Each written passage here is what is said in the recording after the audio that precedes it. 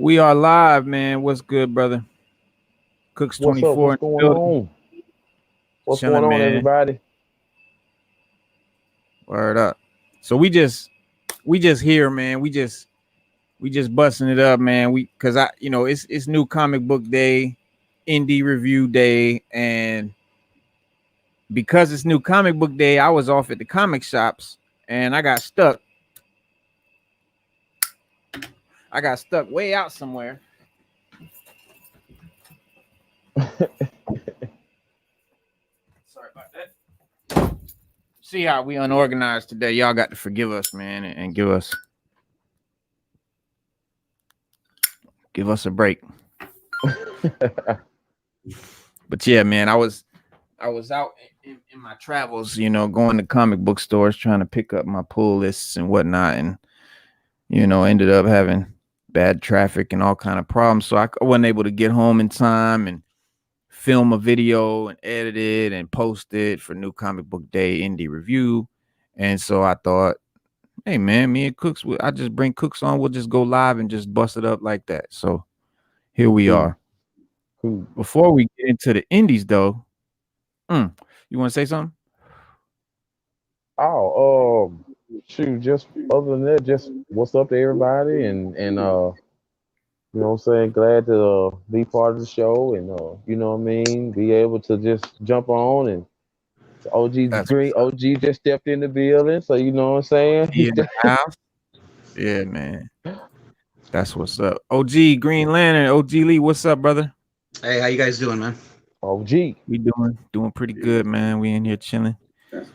So yeah, I was just telling Cooks, man, we just doing a impromptu live New Comic Book Day indie review because I didn't have time to edit and post a video for this, so we just gonna do it live. Well, hey, because of that, right when you posted about that earlier, I went. Whoa, sorry about that. Yeah, okay. You good? And I don't understand why my camera thing is real small and it's not the whole screen. I don't get it, but whatever. I think because you turn it sideways. Turn it sideways. Okay, but look, then I go upside down. Hit your button. And you got the button to make it go sideways. Okay, why? You know your little button. Yeah. Okay, look. Still on. There you go. There you go. Oh, hey, what the? Oh my God. Bingo. What the heck? Yeah, man. I know it's kind of hard to set it's using the phone, right? Yeah. Yeah, it's hard to set it up sometimes. Oh my God, man. Dude, I feel like such a moron.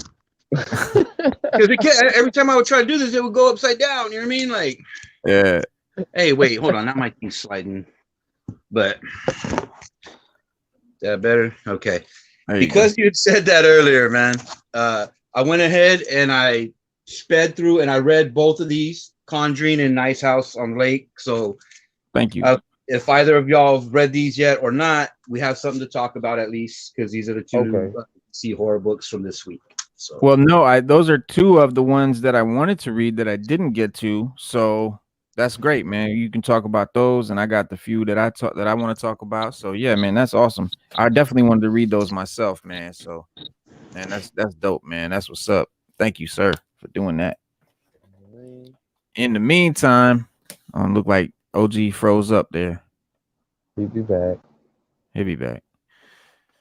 So, well, I wanted him to see this, but I got this package. There it goes. There you go. Yeah. So I got this from Muncie's, the comic shop. So I want to bust this open because this was that contest y'all did. Mm-hmm. Yeah, which like that. I won this dope prize, and he said that he put some. Oh, there it is. Man, that's what's up. Sweet brother Muncie. Shot me this Dark Phoenix saga. Man, I got that book too. It's good. Trade paperback. Yeah, man, that's what's up. Woo. That's my joint too. And I don't have enough Claremont X-Men stuff. That's awesome. Thank you, Marvelous Muncie. That's what's up. And what the actual prize was was one of this was Batman number 108. But the real prize was this slab. Oh man, look at that. Yes, sir. Look at that. Hey, the back of that is sick, man. And that's what I'm looking at. The back is dope. You got the Snake Eyes logo. Yeah, that back is dope. Man, yes, sir. 9.8 G.I. Joe Real American Hero number 249. Oh, y'all can't see it. Yeah, that Mylar is real shiny. Got it in the Mylar bag. Yeah, that's nice, man. That's Zartan's sister Zorana. Right there. Okay. Yeah, that's dark. She one of the Dreadnoks. She was the pink one, you know, the one with the pink shirt and the little red hair. Okay. Yeah, that's Zorana right there. But man, this is beautiful. This is beautiful. I told him, I said, man, he gonna go crazy when he sees that right there. He likes this. That's him right there. Snake Eyes is dead. Long live Snake Eyes on the back. Man, that is beautiful. Thank you, brother Muncie, man. That is what's up. That is what's up. And also got this came in from Chronic Schizo. Oh man. This is the X-Men number 11. I just love that cover because you know what I'm saying? Got Wolverine right there, big on the front, Cyclops, Rogue, Gambit, and Psylocke in the background, Beast hanging here upside down. Just a sick cover, man. And this one was a mind blower to me. This is Logan's Run. Logan's Run. Number 6. It's not the first appearance of Thanos, but it's the first story with Thanos in it. Thanos appeared in Invincible Iron Man number 55, I think, or 50. Was the first like appearance of Thanos, but he didn't do anything. There was no story about it. So this is the first Thanos story. It's actually in Logan's Run. So yeah, I can't wait to check that out, man. I had no idea. That's pretty cool, man. That it's not, you know, it's not an Avengers comic or something like that Thanos is in. So that's pretty cool. Pinhead. And yeah, man, this shit right here, the red foil. Yo, I never saw that. I love Hellraiser #1. Yeah, me too. Look, I got him sitting. I got the little Pinhead guy sitting on top of my TV right there. I got the figure too, the McFarlane figure over there. But yeah, man, I love Hellraiser. I love Pinhead. You know, for me, and I don't know, the movies aren't that great, but the design of the Cenobites is so dope. It makes it good. You know what I mean? Like the way that they, you know, just the design of Pinhead and everything and the other Cenobites. First movie, like a lot. You know what I'm saying? I mean, but yeah, like, it's as it dragged on though, I didn't like them in space and all that, so I was weird. Yeah, it did get weird. The one where they were in hell, Spadeonomics, what's good, bro? What's happening, bro? Comic dudes popping in. Yeah, man, we just talking about these new joints that just came in the mail, and then this joint, the Alien and Venom. That is dope. Bro, they need to make a movie out of that. Yeah, dog. I seen that. And I was like, oh, gotta have that. Venom number 32 with the alien and the man. That's just bananas. And yeah, Spade, before you just came in, I was just showing them this Logan's Run number 6.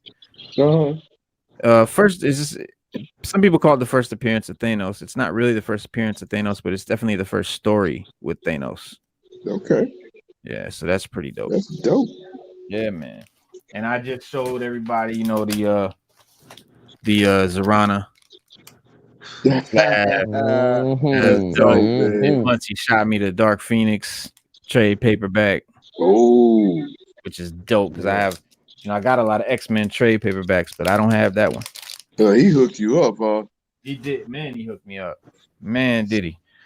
So the reason I was late today, and the reason I couldn't post this video, Comic Crusaders in the building. Salute Al Mega. What's good, brother?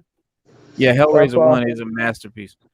Yeah, movie 3 is the one where they were like in hell, where they were like They really were. They like showed the like almost like I think it was like an aerial view of like the labyrinth of hell or something like that. It was really Was that the one with the where the rich guy had that statue in the maybe room? could man. I'm not sure. I'm not really sure. It's been a long time since I was man. Like Hell on Earth. Woo yeah yeah. Wepa. Yeah, man. So, but anyway, so the reason I was late, because I was at these comic shops, man, New Comic Book Day, and I was finding all these gems, man, and I just got caught up. This Stephen King Dark Towers. man, I just went through those.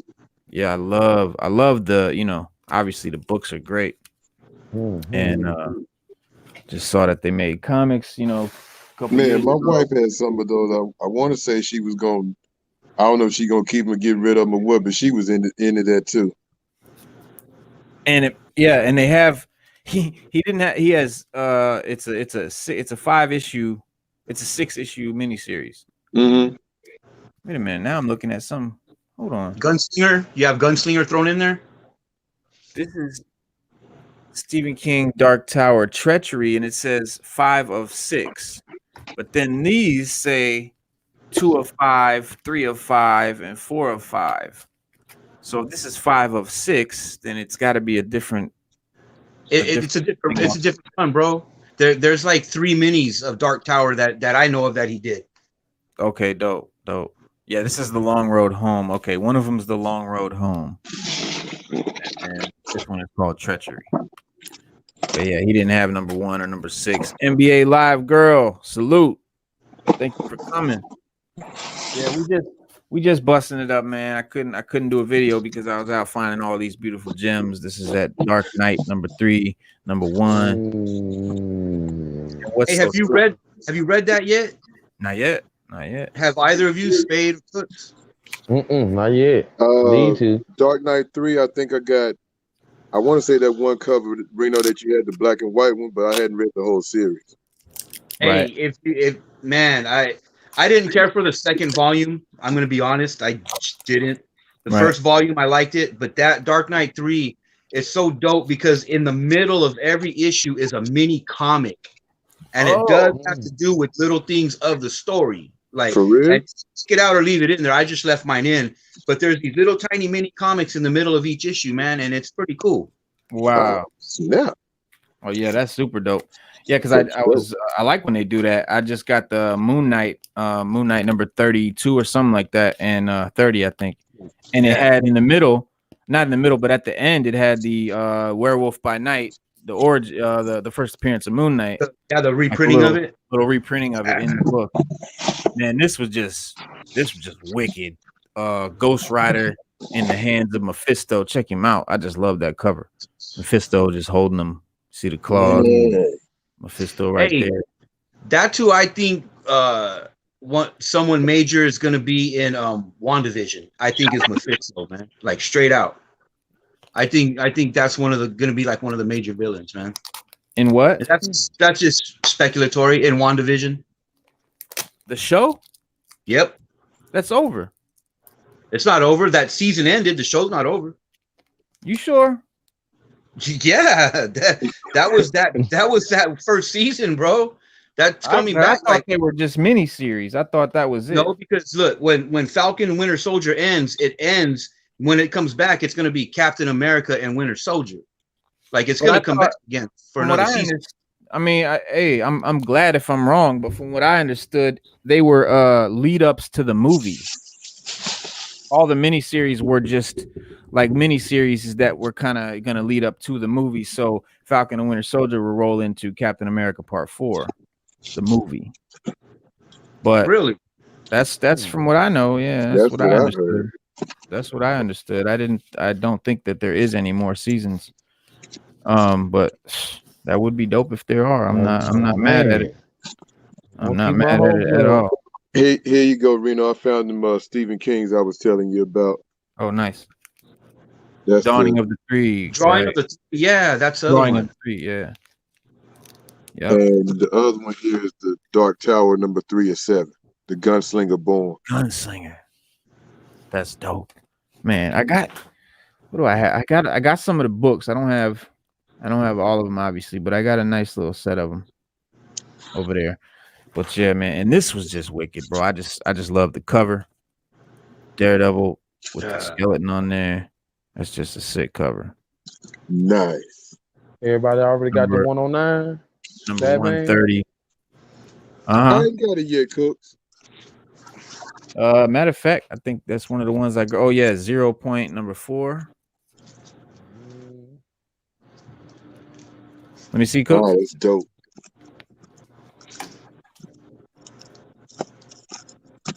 I think I did get that. Let me see.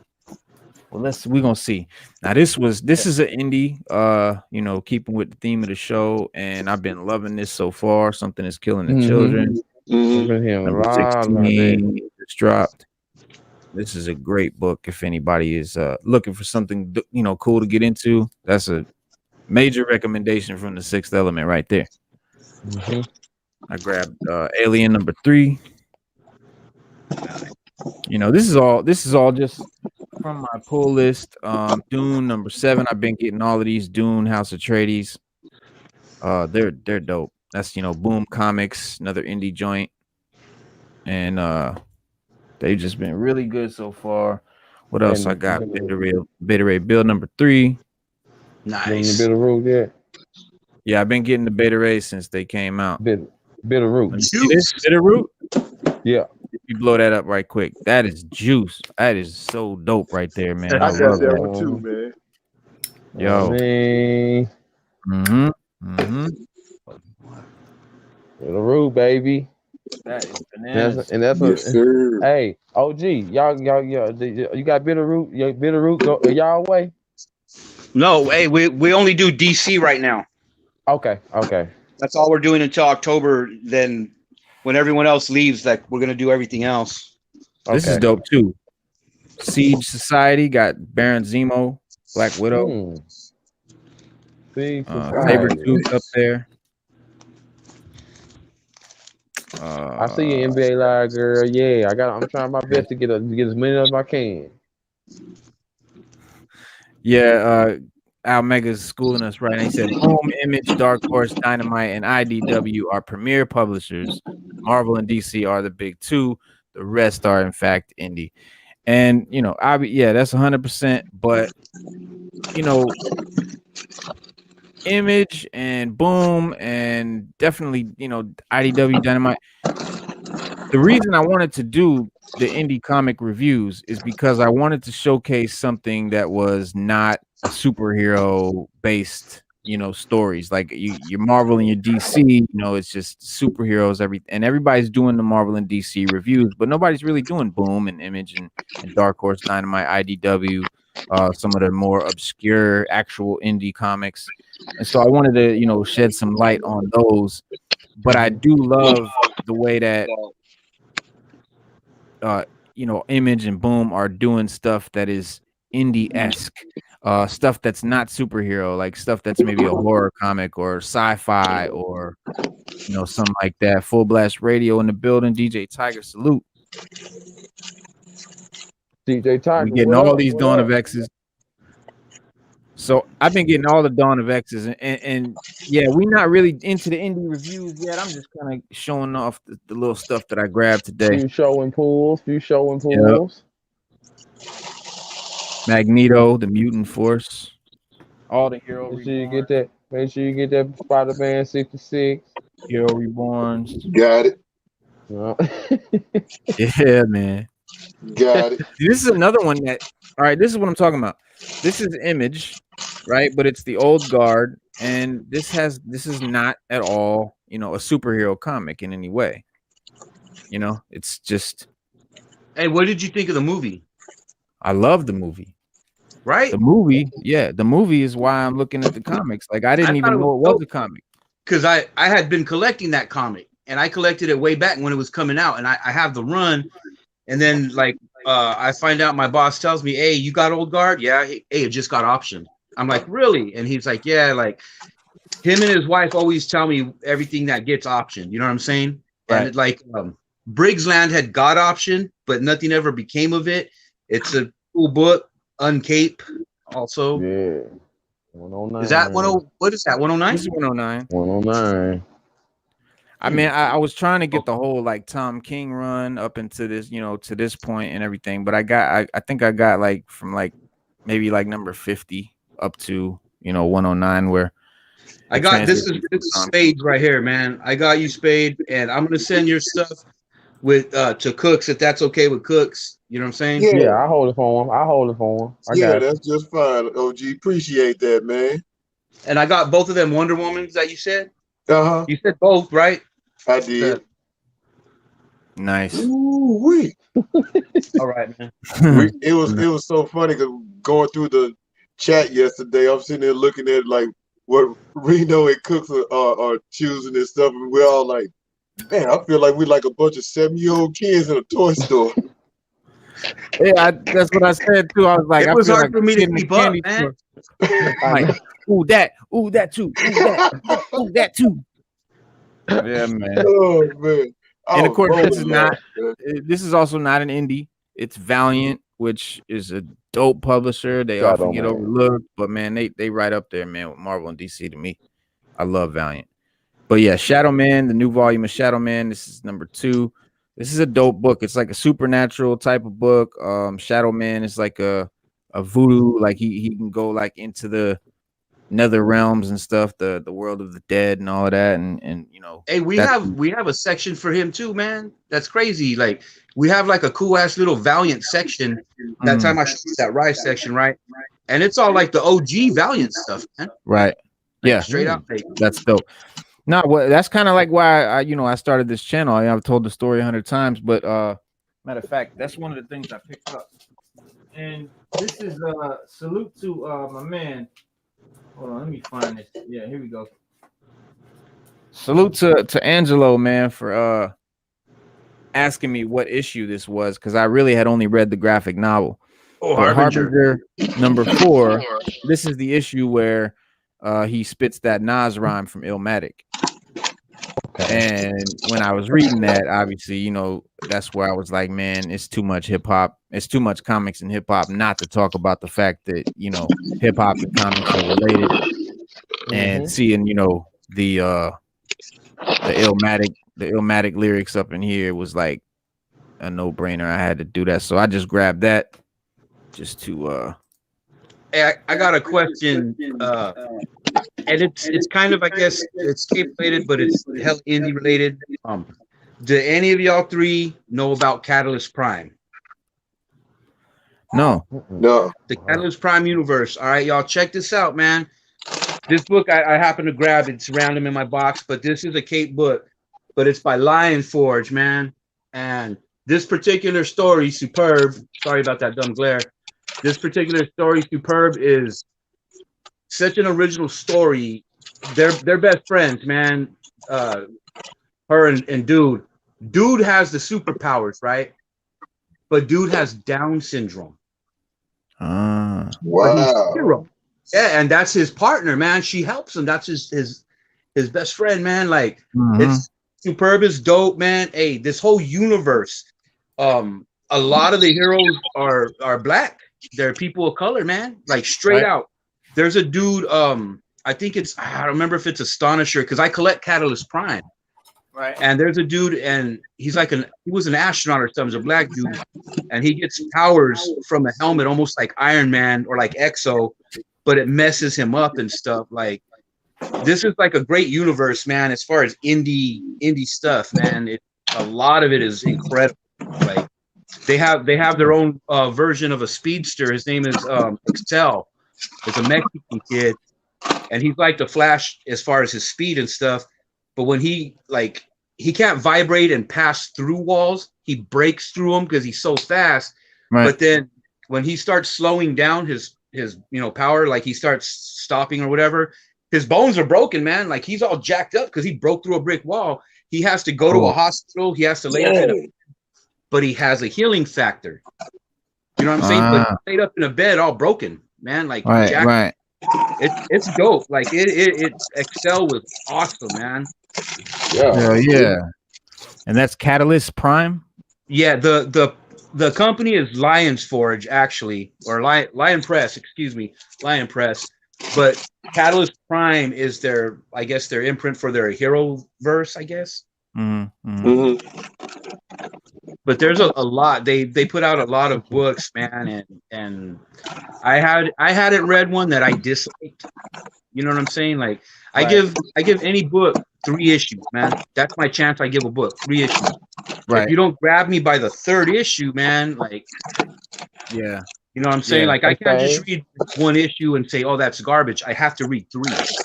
right. Hey, Spade. Yo, When you hit your mute button if you back there messing around, so it don't take because we can hear you rumbling back there. oh, I'm sorry, man. Yeah, I'm it's trying to kind of do- I got you. going over. You good? You good? Thank you, Cooks. What book is that? This is Blue Flame. It's an indie from Vault Comics. It just came out. Blue Flame #1. You haven't heard of this one? No. Yeah, they just dropped it. It's dope. It starts off with the Blue Flame. He's like, a cosmic, apparently like a cosmic level hero, and he's out in the outer space, and he kind of doesn't know like where he's at in outer space, and he kind of is lost. And then he gets approached by a race of aliens that they're like, hey, they kind of take control of him, and they're like, you got to answer for the human race. Like, we're gonna judge the human race based on you. You got to stand for the human race, and we're gonna determine their fate based on your how you handle this trial. And then it cuts back to just his regular life on Earth, and you find out that he's part of like almost like a kick-ass team, like just a ragtag group of like heroes, so-called vigilantes that dress up and fight crime. So you kind of wonder, like, at this point, like, here's the crew. You wonder, like, well, how was he just in space floating around? Like he was just had no problem just flying around in space in his suit. And you see him here in right here in this, like, it's like a football helmet, see? Or not a football, like a motorcycle helmet. And that's like his costume. So that he's not going into outer space in this. And these guys right here, they're not to that level. So whereas the comic kind of starts with him in space, you see that, there's obviously a big story about how he got to that sort of power and ability to be able to be out in space and all of that. So they kind of let you know that it's going to be a dope story, but kind of where it's going to end up. That's something I would definitely read, man. I love Lantern and Surfer and stuff like that, man. Like, I love cosmic stuff. I love the cosmic stuff. And it kind of reminded me of like Invincible or one of these. I think it's gonna be a hit. Yeah, man, Blue Flame. Check out NBA Live Girl in the comments. They had something they was trying to ask. Yeah, she says, "Yo, since this channel is based off hip hop and comic books, I want to put y'all onto this comic manga that's dropping next week. It's called Posse Comitatus. Posse Comitatus. Yep. Posse Comitatus, Border's Edge, and its hip hop jazz band is dropping the 7-inch record with the manga featuring the Chicago MC Vic Mensa. Oh, okay, that's dope. Oh, I'm gonna tell my boss to get that, dude. Yeah, heck yeah. NBA Live Girls, salute. Good looking out. This is because I got most of the Maximum Carnages, and this is number 13, but it's just one of the dope covers, man. Just Carnage, big Carnage face. Snagged it. It's the new I don't know how many comics Shang-Chi's coming out with, man. He said got like 4 new comics, like 4 Shang-Chi #1s. They're completely different comics. You got Shang-Chi like Legend. This is Shang-Chi versus Universe. Yeah, I got like 5 of those, like all the different covers of that one. This one, yeah. And it's dope, man. Like, this one is that's a one-off though. Okay, so that's why, yeah. I mean, he's got a lot of I guess maybe they're one shots like that, but this is Peter Parker Shutterbug Heroes Reborn. It's like a alternate reality where I haven't read it yet. I don't want to say it wrong, but I think it's that Peter Parker is not Spider-Man. He's just a photographer in this world. Marvel milking the diversity to their advantage. Comic Crusaders. Oh yeah, you know that. Absolutely. That's why I don't like that when they race swap or gender swap characters, because it's just obvious that they're just trying to, you know, milk it and make a cash grab and, you know, take advantage and exploit it. Let me ask you this real quick, Reno. Would it be better if they like just did it in a what if series, like the books that used to come out, what if, and they race swapped in that, or what? Because I mean that's a what if. It ain't like it's continuity. Yeah, like that's different. You know what I mean? That's different, and that's like, you know, the Superman movie that's coming out, the Black Superman. Everybody's all upset, you know. Oh my God, making Superman black. There's 53 Earths in DC. Right. 53 Earths. Like there was 52 until Metal. Then they showed us that there's a 53rd where all the people or the creatures on Earth 53 are primates. There's a monkey Batman, a monkey Superman, like right. And in some of the Earths, like like how we talked about Metal, like some of the Earths, they're evil. What's her name? Bryce Wayne. How they gender swap Bruce Wayne in that one world. Mm-hmm. You know what I'm saying? Like it's not like people get all upset. That's not Earth Prime. Like they're not changing the Superman, you know. Yeah, bro. It's like okay, in Marvel we have the Ultimate Universe. We got Colossus, who's he's different. He's got a beard. Right. That's we not got 616 Colossus. You know what I'm saying? Right. Like I'm a 616 guy. Right. And when they do other stuff like that, like, you know, it doesn't bother me because like Age of Apocalypse, Ultimate. Yeah. I don't own Marvel. I don't write for Marvel. I can't control what they put out, man. I can either buy it and like it, or I can just not like it and not read it. Like and I think it's fun when they, you know, do little side, you know, see the other versions. It's dope.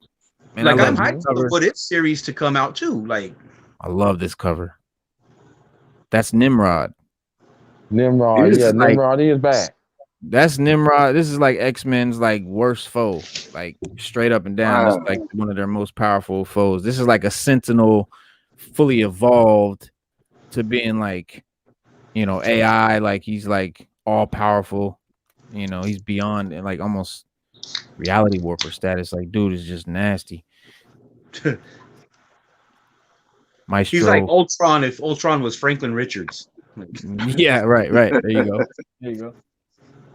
Have y'all been reading the Spider-Man's Spider Shadow? This is I ain't got into that. I'm too yeah, I'm too caught up on King Ransom. Yeah, this is dope, bro. Yeah, but I know, but I must have talked about that though before. Clayface in the building. What's up? Yeah, I know. Yeah. No, it's good. It's real good. What's up, Clayface? But Al Mega said use Milestone, OG Diverse Universe. Yeah, Milestone is dope. You got Icon. Why Superman? Why not Icon? But you know, like Lee said, these are different Earths. There's different versions of what's going on, and it's a one shot. They're not changing anything. Batman 108.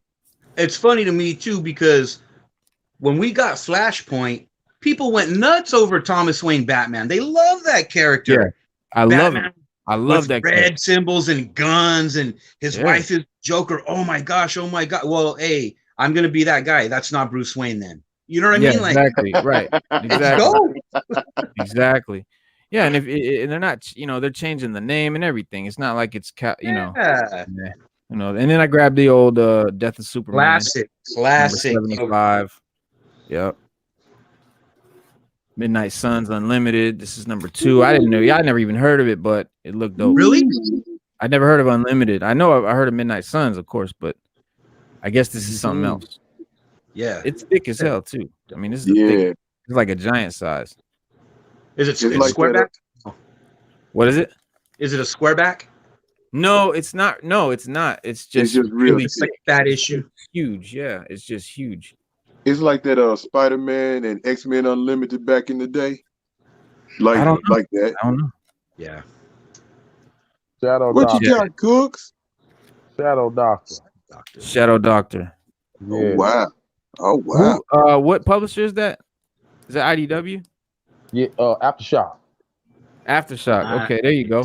Tell me There something you about go. this al maker. Tell me something about this al maker. Shadow Doctor. Tell me something about it. Hello. What's up? Hey, let me call you back, okay? Like 20 minutes, like 30 minutes. All right, brother. Live. This live. Yeah, this live. Sorry, man. This live. Tell them this Hey, look, live. Business, man. No It's editing. business. You know what I mean? We got Don't Reno sleep with the taking wicked. phone calls and Spade fixing food. So Yeah, Aftershock is great. Aftershock is dope. It's like some street level American Nights. Marvel Knights, American American Knights. Night. Yeah, I saw that. We talked about that the other day. Was this me and you talking about this, Cooks, where it was like a cover of a cover, or was that Clayface? That was That you? was me and you. That was all Okay, three of us. yeah, right. And that's the double action. That's pretty sick. Come on with the phone calls. Blowing up, know what I mean? What are you gonna do? Keep staying with that Mortal Hulk. yeah. Marauders. X-Force.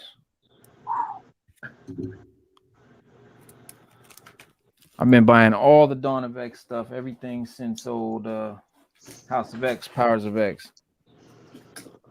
Just cause, and then I grabbed this joint, G.I. Joe 33, because it has Cobra Commander and Storm Shadow on the cover. Nice. Dope. Back issue. Yeah, I like that shit. And this is new. Again, this is not indie, but it fits what I'm talking about. Silver Coin #2. If y'all ain't reading Silver Coin, I would definitely recommend checking that out. So that's pretty much what I got while I was out. But oh yeah, of course you can't forget Ronin #3. Oh yeah, I read that twice. I read that twice. Cook said he had to read it twice. Got Casey I swear. on the cover. Yeah, that writing from 1 to 3 is like watching the movie. It's like if they ever do a movie, they better follow this script right here. Straight up. I mean, it is incredible. Like I haven't read 3 yet, but I can't wait. 1 and 2 is bananas. Yeah. Word up. I don't even know what issue this is. It don't have an issue number on it. It just says X-Men Marvel. I guess it's a one shot. It's cool because the cover is like this huge fold out poster. Which is that #1? Yeah, it's a #1. I just don't know what. So it's this whole thing, man. It's huge. Yeah. Remember, I have that one that was autographed by Claremont, I believe. Oh, this is one of the ones you got signed? Uh-huh. Nice. Yeah, it's Hey, Megan said Jim Lee era. Yep. Yes, X-Men 1. He said X-Men 1. Yep. I mean that's the cover to X-Men 1 right there. Yeah. So I don't know. Okay, no, I'm looking at. Oh, this is the actual. Okay, yeah, this is like a variant cover then. It's all 4 of the covers in the 1. So that's why they made it the Gateway fold-out cover. Man, yeah, Clayface just said it. I'm glad I found this. You know anything about this? Joker's Last Laugh. Man. I'm not a DC guy though. Spade probably know. I'm gonna break it out. You know anything about that OG? Hey, is that you big screen one time, Reno? The C symbol? What is it? Big screen one time. Oh yeah, let me blow it up for y'all. Blow it up real quick. There you go. Oh, that's Gangster Joker. See, I love Gangster Joker. There's Crazy Joker, you know what I mean? There's that's I remember that because he was playing like it was almost like he was playing on getting the last laugh out of the Justice League. Like it crossed over into a lot of different books, man. Like Wonder Woman had one. I want to say Flash, as well as Batman, of course. Okay. Hey, Spade. Okay. Judging by the symbol on that, is that post crisis, right? Because you know how change the symbol for everything, right? Like Mhm. crisis, post. You know what I mean? That would probably be Convergence. more. I want to say that one is like it's definitely 90s era. So I don't know if it's like late 90s or what. I have to look it up because I have a Wonder Woman somewhere in my collection of Joker's Last Laugh. Okay. Nice. And it's got the side title says Secret Files and Origins. So I'm guessing it's probably gonna tell me something, you know what I mean?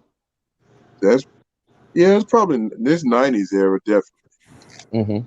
Like, yeah, 90s era.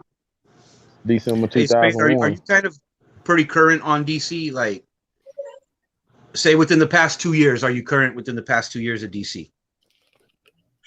I would say yes with an asterisk because I'm just like I keep up with it, but so much junk changes with them, and then some stuff I'm just kind of like, all right, I just kind of ignore. Hey, did you get a chance? And just because how Reno said he likes that gangster Joker, did you get a chance to do War of Jokes and Riddles? I had one issue. I think it was like Batman 28. Was it him and the Riddler face to face on the cover? Hey, that story arc made me like. I love that Riddler, and that story arc made me. It just like that has to be the Riddler. Always that character, because that Riddler was gangster. That fool had hands, man. Nice. Straight out. He wasn't no riddle me this. No, he was like taking his brim off and just like beating fools down. Word? Man. I need to holler at that. That series is amazing. It's love the Riddler, and he's a character I never really cared for. Like I'm just indifferent for it. But that book, and God, I wish that was always. It has so much potential. The character, you know, it could have been so dope. You know, the idea of the Clayface, Jim Carrey's Riddler is not gangster.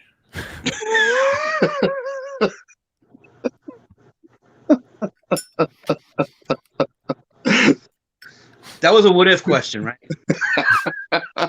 that was Elseworlds right there. Man. No, I grabbed these. Lee, you sent me this, right? Yeah. The hardcover. Ooh.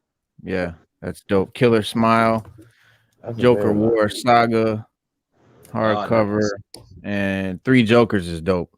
Yeah, this is what I was talking about. Like, one of them's gangster Joker, one of them's like the crazy Joker, and the class comedian. That has to do with right. It was right towards the end of Rebirth, I believe, when Hal goes into the Batcave. Duke tries to stop him. Hal just manhandles him like nothing, and that's when we find out. Well, at least I personally was like, hey, Bruce Wayne is a nut because he had caught one of the Jokers and he just had him down there in the Batcave. Wow. Like that's where we learned that there are the different incarnations of Joker, like the 66 Cesar Romero Joker, the Legend Joker. You know, like that. It starts all in that at the end of Rebirth, man. Like it's nuts. Like dope ass speed, man. It just didn't get a lot of, I guess, a lot of respect. I felt it should have. It had a lot of cool stuff in it, man. Like it did. And I mean, like I was never really like. I was more Marvel growing up, I guess, than DC. Yeah, me too. Like for me, DC was Super Friends. Like I love the cartoons and all that. Right. But comic-wise, it was X-Men. My first comic ever was an X-Men comic. It was right after Secret Wars when the X-Men land in Japan. They meet Sunfire and all that. That was the first comic book I ever had. Like that. My first comic was it was a black suit Spider-Man. I forget which one, but I was like, you know, because I was into ninjas and all of that as a little kid, and I seen the black suit Spider-Man. I'm like, oh, that's like a ninja, like, you know what I mean? I was like, yeah, that black suit Spider-Man is dope. I started getting those, and then got the Spawn and the Todd McFarlane Spideys and all of that when I was like 12 or 13, and then I kind of grew, you know, got into girls and driver's licenses and all of that stuff. So comics was like, not worried about those anymore. Got back into it 2 years ago, man. Pretty Ugly said Batman villains were always the best in every Batman's villains were dope. Batman's villains were some of the dopest for sure. DC was for the cartoons. Lito's Way was good. Salute. Yeah, DC got the animation on lock. Oh yeah, hands down. Marvel, Hands down, man. Marvel animation is They balance each other out just like anything else, man. Marvel's Marvel got the the live movies. action, DC got the animated. Yep. Cook, what was your first comic book? Mad Magazine. That don't Oh, count. well, Cause that's what got me. Cause that's what got me into comics. Cause you know they always had them little crazy little stories. Yeah. Like, cause you know what I mean. Cause I was so much into watching cartoons, I didn't think about buying comic books. You know what I'm saying? And then I think I did because I used to get cracked. Remember cracked? It's like I didn't get mad, but I used to get cracked. You know what I mean? And seeing all the little funny stories in there, and then you know what I mean. So then that's how but it was something about Mad Magazine that just got me, just took me every time. I got you. I moved into this crib. Listen, I moved into this crib, and upstairs in the bedroom, the only thing in there was a stack of Mad magazines. What? Man, I love some Mad Magazine now. Spy versus Spy, man. Oh man, what you talking about, man? And the way they used to parody folding the movies. back cover to make the picture too. Check it out, bro. Whoa! Check it out. Dang, that's a lot of magazines, man. I bet you I had a lot of them. I bet you I did. Most of these are new, though. I don't know. Most of these are newer, like them new. They're newish. See, like not new, but like this was like Sam Raimi. Oh, you know, Spider-Man 2. This I love this Sopranos. Man, I love them books. Man, them books, man. God. Yeah, bro. I'm gonna have to get back into them now. Slim Shady. Yeah. Wow. Weakest Link. Smellville. Wow, that's hilarious. George Bush, Dr. Seuss, whatever that is. Yeah. Malcolm in the Middle. What else? They got a lot of, man. What is this? 20 dumbest people and events of 2004. And Trump is on there, but he wasn't president yet. Oh man. Yeah, this is like Shrek, Harry Potter. I want to say these are all around 01, 04. Man. When I was getting Mad magazines, it was 92, 93, 94, like early years. This is Lord of the Rings, so this is 2001 right here. Yeah, so like these are all like 01s, and yeah, most of these are 01. Man. But Cooks, man, look, don't we'll work something out, bro. We sure can. Yeah, bro. Real we talk. Sure can. Oh, some Mad magazine. I'll read them back to back. I'll put them in order and read them back to back. Oh yeah, you might gonna keep that one. X-Men 2. I know it's some of these like that Sopranos. I might want that, and that X-Men. Check him out. His lightsaber just limp.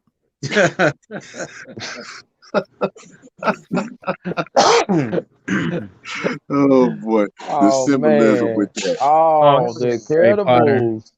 Yeah, Incredibles was dope.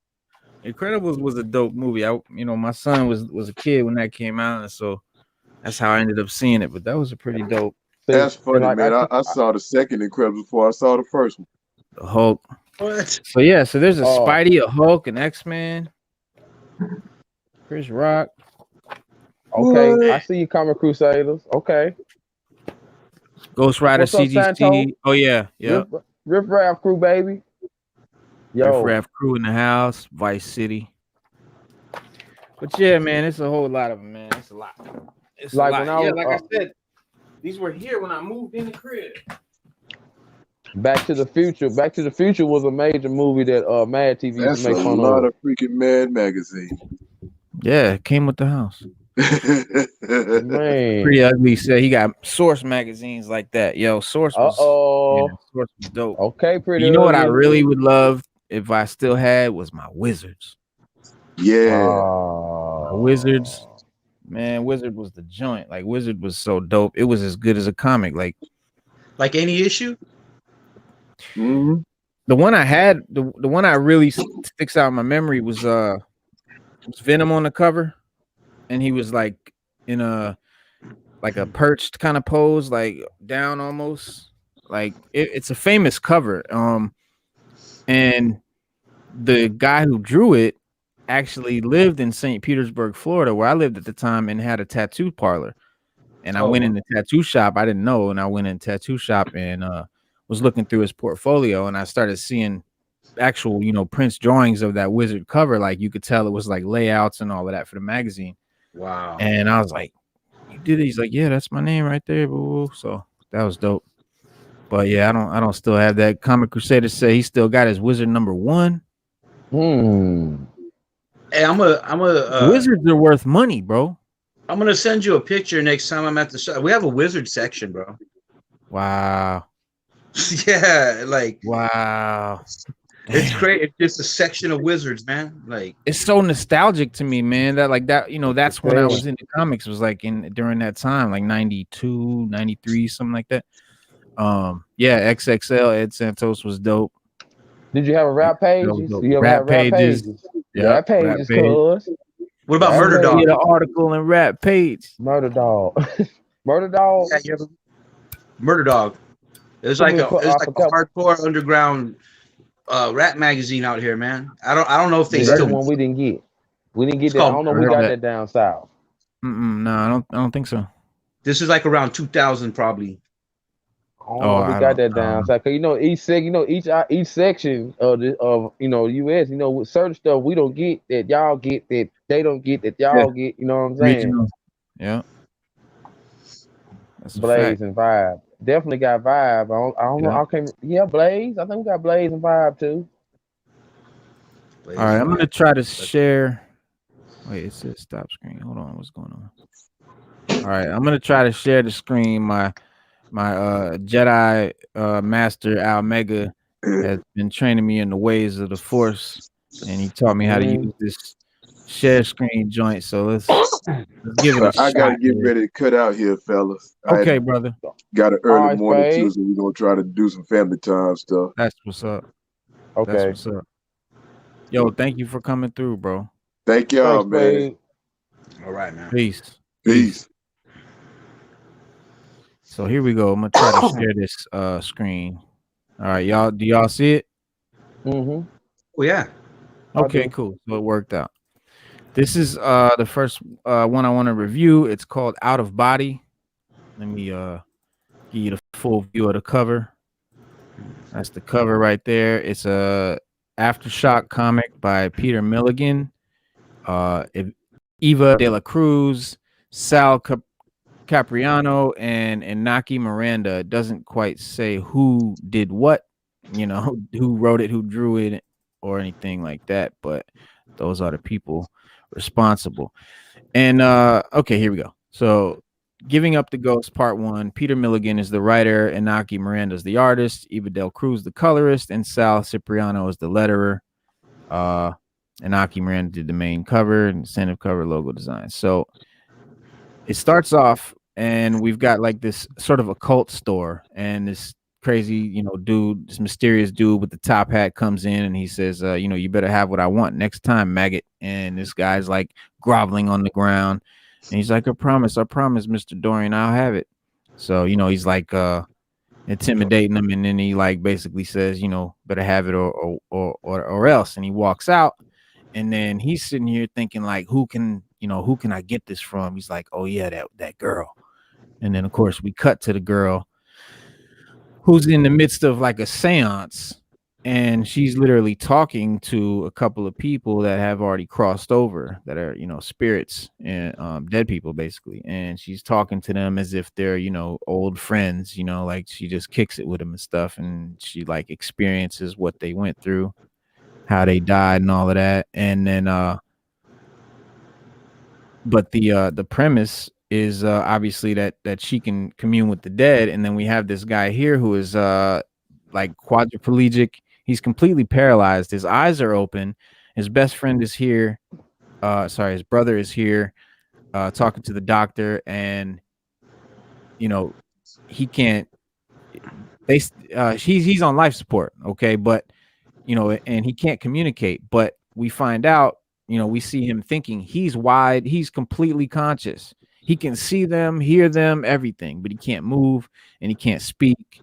So imagine like that type of hell, man, being stuck in your own body, can't move, can't speak, you can see and hear everything. And people are talking about literally pulling the plug on you. You know what I mean? Like that's what they're going over right here. And of course, the brother don't want to do it. The doctor's like, you know, that's the best option. And he's like, no, he blinked, you know. So, but in the meantime, he's got to figure out how to get out of this predicament. And he ends up contacting or is contacted by, well, he's trying to figure out who killed him or how he died. He doesn't even know how he got in this position. You know how he got laid up like this. So he's trying to go over it in his head and figure out who laid him up or how he got laid up. And then he realizes someone hit him in the back of the head or something like that when he went outside. He doesn't know exactly how it happened. A few people come in talking to him and he's like, I wonder if it's them. We got the cop comes in, interrogates him, and well, doesn't interrogate him. He can't move, but, you know, talks to him and tries to get him to talk. And the doctor's like, get out of here, bro. And his homeboy comes in and he's like trying to figure out who killed him. And with that, the seance girl shows up on his bedside. He can see her, you know, kind of in an ethereal form. And so she's talking to him. And I guess, you know, they decide that or the premise is that he, you know, she's gonna help him kind of like Ghost. You remember like Whoopi Goldberg was you know, helping the spirit that went into her and stuff like that. So it's gonna be kind of like one of those stories. I thought it was dope. Like it was really well written. Interesting storyline, great dialogue. Obviously, you can see the art is fantastic. His ex-wife, not his ex-wife, his business partner comes in because what they do, he's a psychiatrist, and their office, they experiment in LSD. They give their patients acid basically, and through their, you know, guide them through their trip. And this is them guiding one of their patients through a acid trip, and they be getting it on the side. So they're actually been hooking up.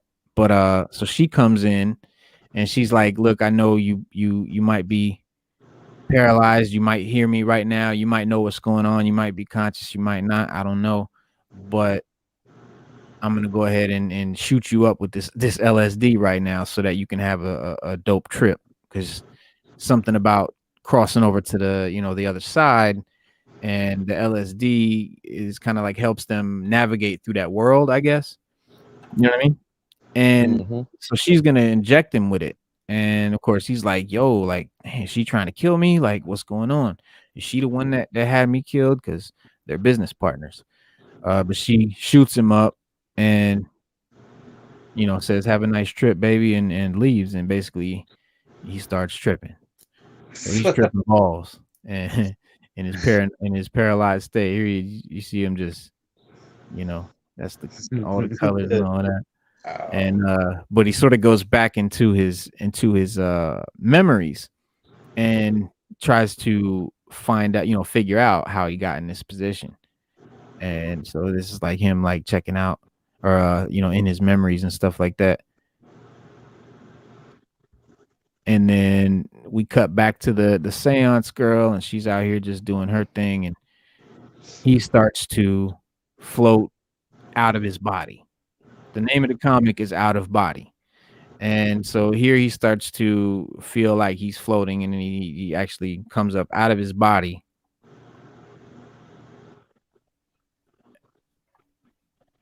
And floats out the window. When he gets out the window, you can see right here, you see all these people. So these are all people, all the different spirits that are floating through the air, floating through. There you go. That's a better one. Oh, wow. Yeah. Go witness. Yeah.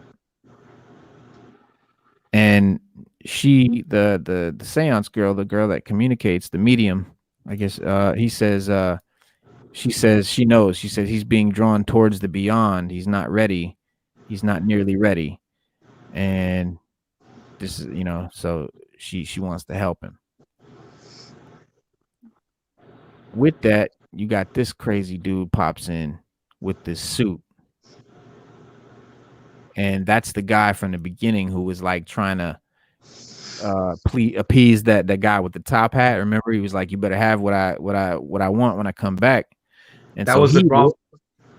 and the way he gets, like, he don't have that sort of talent that she got. So the way he gets in through the into the other world of the crossover in the realm is he has to wear this like diver suit with all this incantations or all over it and stuff like that. So because he don't have that natural talent, but he's coming in and he's gonna infiltrate, and it says to be continued. So that's where it ends. But man, crazy story.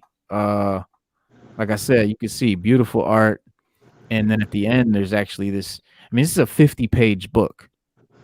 That's another thing about indie comics, guys. Like Marvel and DC and the premieres, they give you like 20 pages now. Comics are so short now, you know what I mean? They're like pamphlets. And with the indies, you're gonna get 30 or better. They're just you get more for your money. It's just they're better stories. And this is like I said, this is a 50-page book. That's the end of the story, and we're at page 26. So there's another 25 pages where they actually sort of describe for you and break down what in their universe, what leaving the body is all about, the geography of death, the tunnel of light, the white horizon, the liminal space.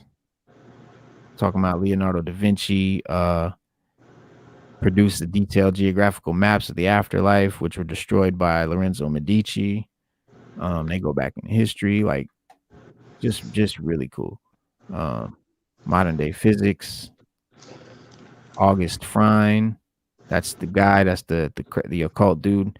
So it kind of breaks down their whole universe and explains, the way the physics work in this world, and which is dope. Like you ain't gonna get this kind of attention out of Marvel. And then we got a bunch of covers. Tremors. Did I see Tremors? I think so. Wait. Yeah, right there. Yeah. Yep. Tremors is they're Tremors. Like so for the movie. Yeah, the monsters, the underground monsters. Yeah. Part one is the best to me. Yeah. Oh yeah. Definitely. Kevin Bacon. Kevin Bacon. Right. That's the classic. Most of those movies, like remember back in the day, our generation, like sequels and stuff were always like cheap versions of the original. Like they always sucked. Nowadays we get trilogies and sequels that are just as dope or better than the first movie, but we was coming up, sequels were garbage. Word up. Extra garb, dude. Oh yeah. So next comic to talk about is from AWA Upshot. I don't know which they go by. It's called Moths. Wasn't super feeling this one. It's about this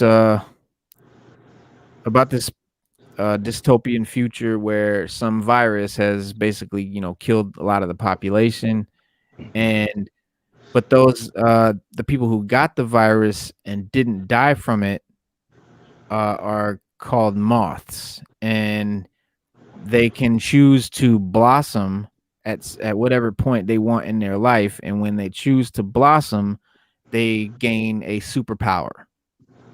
Like this guy, and she's on YouTube or whatever it is, Instagram or whatever it is, looking at the social media of people who have blossomed. So I guess you have the choice to blossom whenever you want. You could wait till you're in your 40s. You could wait till you're in your 60s. You could do it. She's in her, I think, early 20s. But the thing is once you blossom, you have 6 months to live. Oh. So it's like, you know what I mean? Like you would think, of course, well, why would I wait? But that's the idea. It's like once you do it, you got 6 months to live. So most people wait until they're older, and she's her thing is she wants to go ahead and do it now, and give something to the world, because some of these people, like this guy here, his power, I guess, was to fly. So he's flying around the world, sort of documenting his trip on Instagram or whatever it is, and that's sort of his gift back to the world. Basically, they do this art thing. It's kind of I don't know. It's a weird story. There's a lot to it. They have this underground railroad of the moths because it's the government's looking for these people. Like the government, if you have this ability, or you have this, you live through the disease or whatever, you were immune to it or whatever, means you're one of these moths. And so if the government finds you before you blossom, they're gonna study you, keep you quarantined, you know what I mean? Put you through all the tests and basically, take your life. And so what they have to do is kind of go through this sort of underground railroad so that they can get to this point where they can actually blossom without, being caught by the government. Because the idea is once you blossom, the government can't do much with you because you got powers now. So she ends up, she goes, she finds her safe house. She goes in, and then she's got to decide if she wants to go through with it. She wants to go through with it. The doctor comes in, talks to her, and she wants to go through with it. So doctor checks her eyeball to see if she's got the power. Of course she does. And so they've got to find a venue where she can blossom at. Basically, they look for like a stage because I guess it's some sort of performance art. is the idea of it. Maybe this is dope to some people. Maybe some of y'all would like this. So that's why I'm just breaking it down. I'm not doing reviews of only stuff that I love. I'm doing reviews of whatever's out, whether it's good, bad, whether I think it's cool or not. And this is just one of those weird ones. This guy right here, his power is to he can summon a little bit of light in his hand. That's it, and then it fizzles out. That's all he can do. So you could blossom and your power is just trash, and you got 6 months to live. So it's a gamble, I guess. This artwork, man. Santos was asking about that artwork. Like, Okay. that artwork is like, I'm looking at it too. Like what you said was before you started talking about it. Like now, like this right here interests me a lot because it looks so real to where it looked like untold stories that we don't know about. That's what this looked like to me. I swear, dude, it looked that real. Definitely. Like And yeah, I don't know if it's like if these are videos or photos. It looks like they're colored in. Like, look at this. That looks like a photograph to me that they colored in to make it look like they painted it or something. Man, and of course that's definitely drawn right here. That one box where it was like they had a picture. It was like it was like them and they was holding a portrait. The portrait looked at like the way the artwork, like it looked at so like the portrait looked at like for them to draw that like that and put that laying there on that couch like that, like it looked at so real. Yeah. Who is the artist? I mean, who is the artist? It's an interesting art. Let me go back and see. I fuck with them like this right here. Yeah. I fuck with them. Wow. Okay, so it doesn't say right here who the artist is. Like I said, guys, this is impromptu. This whole live review, I didn't have time to really, shoot these videos and do the research and write up a review of the comics. So y'all are reviewing these with me live, like right now. So I didn't pre-write any of this. Okay. But so I don't know who is the artist on this, but I don't know. I'm not really a fan of it. You see what Clayface said? He said Greg Land copies and pastes. I don't like photorealistic art in comics unless it's hand painted like Alex Ross. Greg Land copies and pastes. Yeah. I'm not a super fan of it either. I used to only like realistic comics, realistic-ish comics. But I sort of got I don't know, indoctrinated into more cartoony style comics. I guess I just got more into stuff lately since I've been into it, but super ultra realistic like this, it's like I don't know, it doesn't feel like a comic to me. It feels like it's you know what I mean, like a still photo, still video.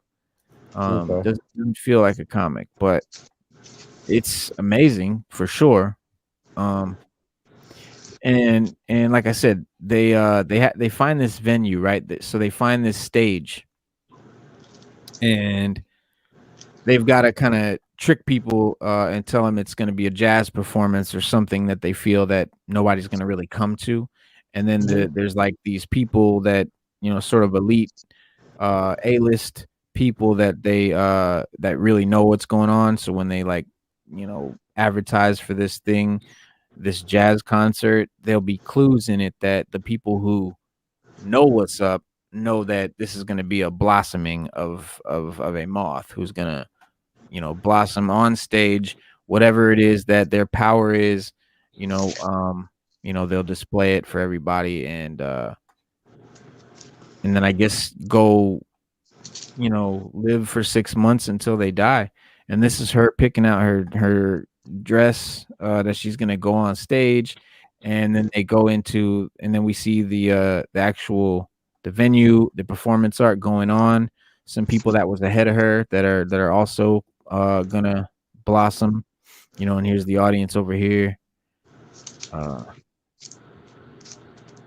then she's gonna go on next, and they're like, "Are you sure you want to do it?" She's like, "Yeah." So she's like, "Am I gonna fly?" And she's like, "Yeah, everybody flies." So she pops out and she does whatever they do, and you see her here starting to float up in the air, and here she is, like, really just lighting up, turning bright. And she said, "I can see myself through all of you. I can feel everything you're feeling, everything about you. It's all right there inside me." She's talking to the audience, the people that are, watching her on stage. She can sort of feel what they're feeling and see, herself through their eyes. Like, it's dope. And then she screams, lightning zaps out of her hands and feet, and she crashes to the ground. And that's it. To be continued. So pretty weird, pretty interesting.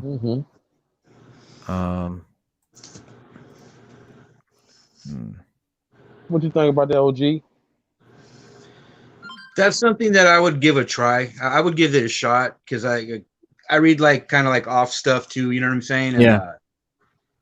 That's one of those ones I would go 3 issues. See if I like it. The artwork I like it. Artwork's cool. Definitely. It's I don't know. It's an interesting book, man. Like, it just.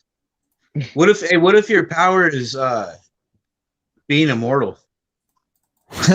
Well, no, that's a good point. And maybe that's something in 6 months, but yeah, you're saying, like, if your power is to be immortal, then you kind of beat that. Yeah. Or maybe you're only immortal for 6 months. Oh yeah. You know what I mean? So then this is the other one. Again, I guess not an indie, because Boom is not, as I guess, a premiere. I didn't know that, but Cullen Bunn is not going to be doing a super indie, so he's a pretty big name. He wrote this. It's called Basilisk. This is number 1. A black woman is the main character. Down from the mountains. I've wondered about Basilisk. I've seen that title a lot of times, but never jumped into it. Yeah, it was pretty good. Okay. I'm trying to remember exactly what it was. Okay, so this chick, they start out in the bar, and you see this girl here with the blue sort of blindfold on, walks in, and this other girl here, she knows that she's there, and she follows her out, puts a gun to her head, and says, "You're coming with me." And the girl with the blindfold's like, "You don't want to do that," and she's like, "Nah, you coming with me." So knocks her out, brings her back to her crib or whatever, or hotel or wherever it is, ties her up, and goes to lifts off the blindfold. She doesn't open her eyes. She just closes the blindfold back, and she's interrogating her. She wants to kill her because apparently the girl with the blindfold killed her family, or someone that she loved or whatever, and she wants revenge. The girl with the blindfold, is this supposed to be on the screen? Is this supposed to be on the screen? Oh yeah, it is. It's not up there. It ain't on the screen. Jesus. Start that over. I'll stop before you went too far. I'm sitting here. Yeah, I'm like talking about it, and y'all can't even see it. I just had to break in. I'm like, y'all see the girl with the blindfold talking about people. Yo, my bad. Let me show you the cover then, real quick. Okay. I told y'all, man, this is impromptu, man. We just having fun, kicking it. Yeah, here it is. Boom. Studios, Cullen Bunn, Basilisk. There's a chick on the cover. She got kind of like that blue scarf hanging. Is that a variant cover? Is that a variant cover? No. This is I think cover A. Yeah. Okay. And come on, load up. There we go.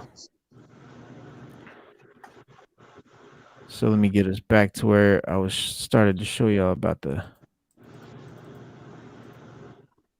All right, so first there's a little prequel, and these people right here, they're walking up. Looks like they're wearing scrubs, like from a hospital, something like that, and they wander into this town. Old dude walks up. He's like, "Hey, can I help you?" Or you guys need help or whatever. Chick just grabs his face, and her hand like turns on fire, and she just like melts the dude's face. And then we cut to this chick here.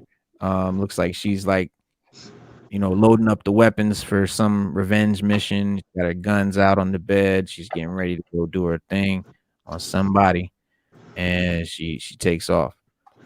With that, we see this chick here with the blue blindfold from the cover walking down the road. A bird dies. I don't know if this is saying the bird died as she walked by, or she just walked by a dead bird. I don't know. But she walks into this diner. People, she's in the diner, and then the chick with the guns is in the diner, and she's looking. She looks at her, and apparently we can discern that she's been following her. Follows her out the back, puts the gun to her head. Here's the 357. She's like, "Come with me." Blindfold's like, "You don't want to do that." Chick with the gun, "You coming with me?" Knocks her out. Brings her back, ties her up in the chair. Lifts her blindfold. We see that she don't open her eyes though, and she puts the blindfold back down. And she's like, "Look, you don't want to do this right now. Like, I'm not alone. Like, there's others. Like, people are, coming, and they'll fuck you up. Like, you need to let me go for your own safety." Chick with the guns like, "Nah, you killed my friend or whoever, and I'm getting revenge." And she's like, the blindfold chick's look, she's like, "It ain't gonna go that way. Like, I'm telling you, it's gonna be bad for you." And you see these crows with the red eyes, and it kind of tells you that them crows are seeing for someone else, like letting someone know what they see, type of thing. And they surround the house. Here they are with some guns. They're gonna bust in, and they bust in shooting. Chick with the gun blows the dude's head off. Pretty graphic, pretty cool here. Dude's head explodes right here. The art in this is dope. Like, I love the art in this. The way that they do movement is really amazing. You know what I mean? Like the action scenes, like they're just really good at that. So blindfold chick turns around, all these dudes just busted in shooting at them. She says to the girl with the gun, she says, "Cover your eyes." And she lifts the blindfold, and boom, you see this blue light shoots out of her eyes and like just blasts, just like melts the faces of or melts the eyeballs of the other of all the guys with the guns. Her eyes are like bleeding from it, but it's like she's crying blood. But everyone else's eyes are just like melted, just like destroyed, and she kills them. So then the crows that was watching, they go back to whoever was this guy right here, who he was seeing through them. So these are some other people that have powers like the girl with the blindfold. Let me get this out of the screen for y'all. And they're like, man, we need to get her back in the fold, like bring her back with the team. And they're like, well, she'll come back. But what she just told the lady with the gun was that she's going to help the lady with the gun kill these guys. And these guys were like her old, like you got this dude here looking like Logan. You know what I mean? This guy here, he's bald head and he's got the birds that go out and find people. So he's almost like a Professor X kind of dude. And obviously the girl with the blindfold is a little bit like Cyclops, maybe, right?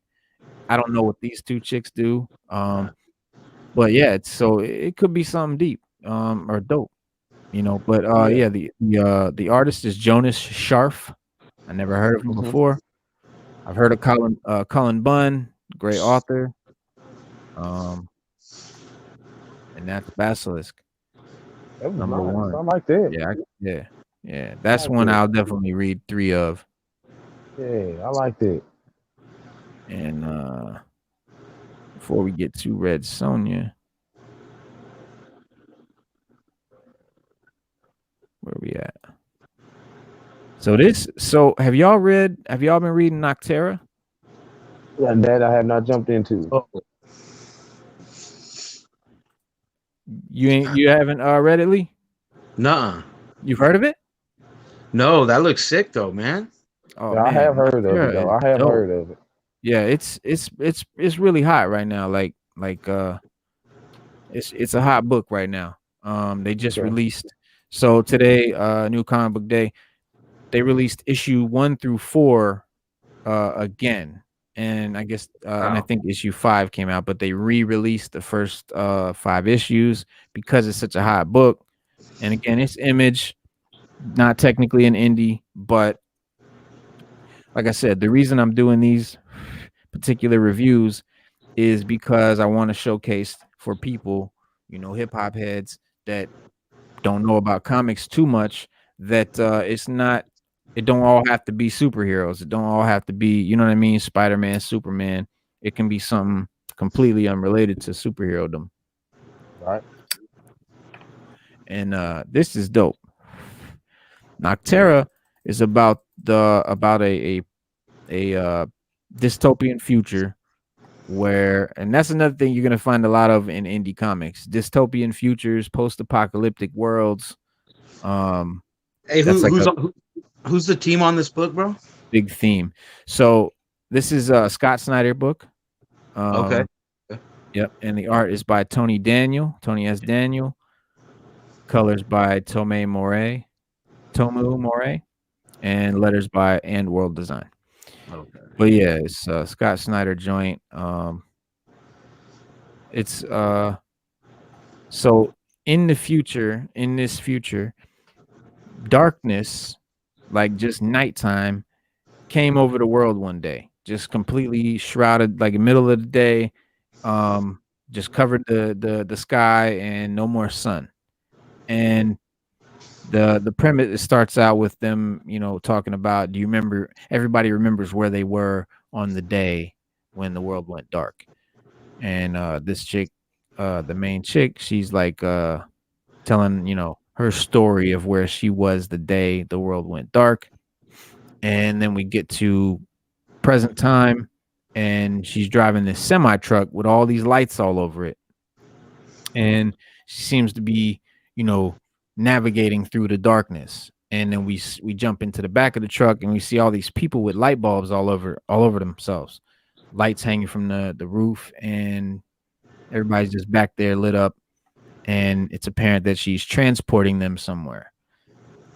Monsters fly out of the sky and attack the truck. and she explains that since the darkness came, every living creature, even plants, all animals, insects, humans, whoever is caught in the dark for long enough, they start to transform. First, your gums turn black, then like your whole body, then you kind of morph eventually into like these sort of creatures. And the animals that turn into the creatures are more, just kind of like monstery, more mindless type monsters. But the humans that turn into the creatures are very like cunning, like almost, maybe like vampires or something like that. And they're, dangerous. They're out there hunting people. And so you've got these transporters, these people that drive these trucks that transport people to the places that are lit up. Like they've got these sort of strongholds that are lit up. And the reason these people have the lights all over them is because since this thing happened, it doesn't matter where you are. You could be in your bathroom and the lights go off. You're in the darkness.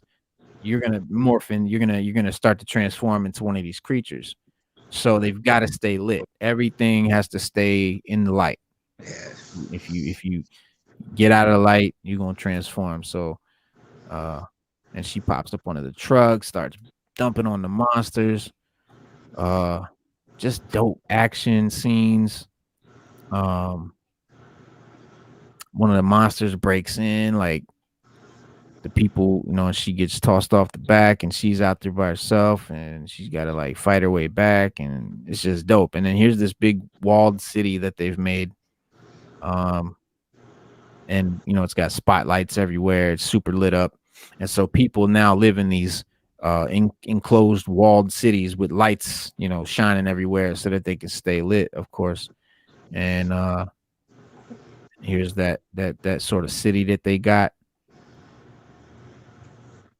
Sick artwork, man. Okay. Yeah, it is.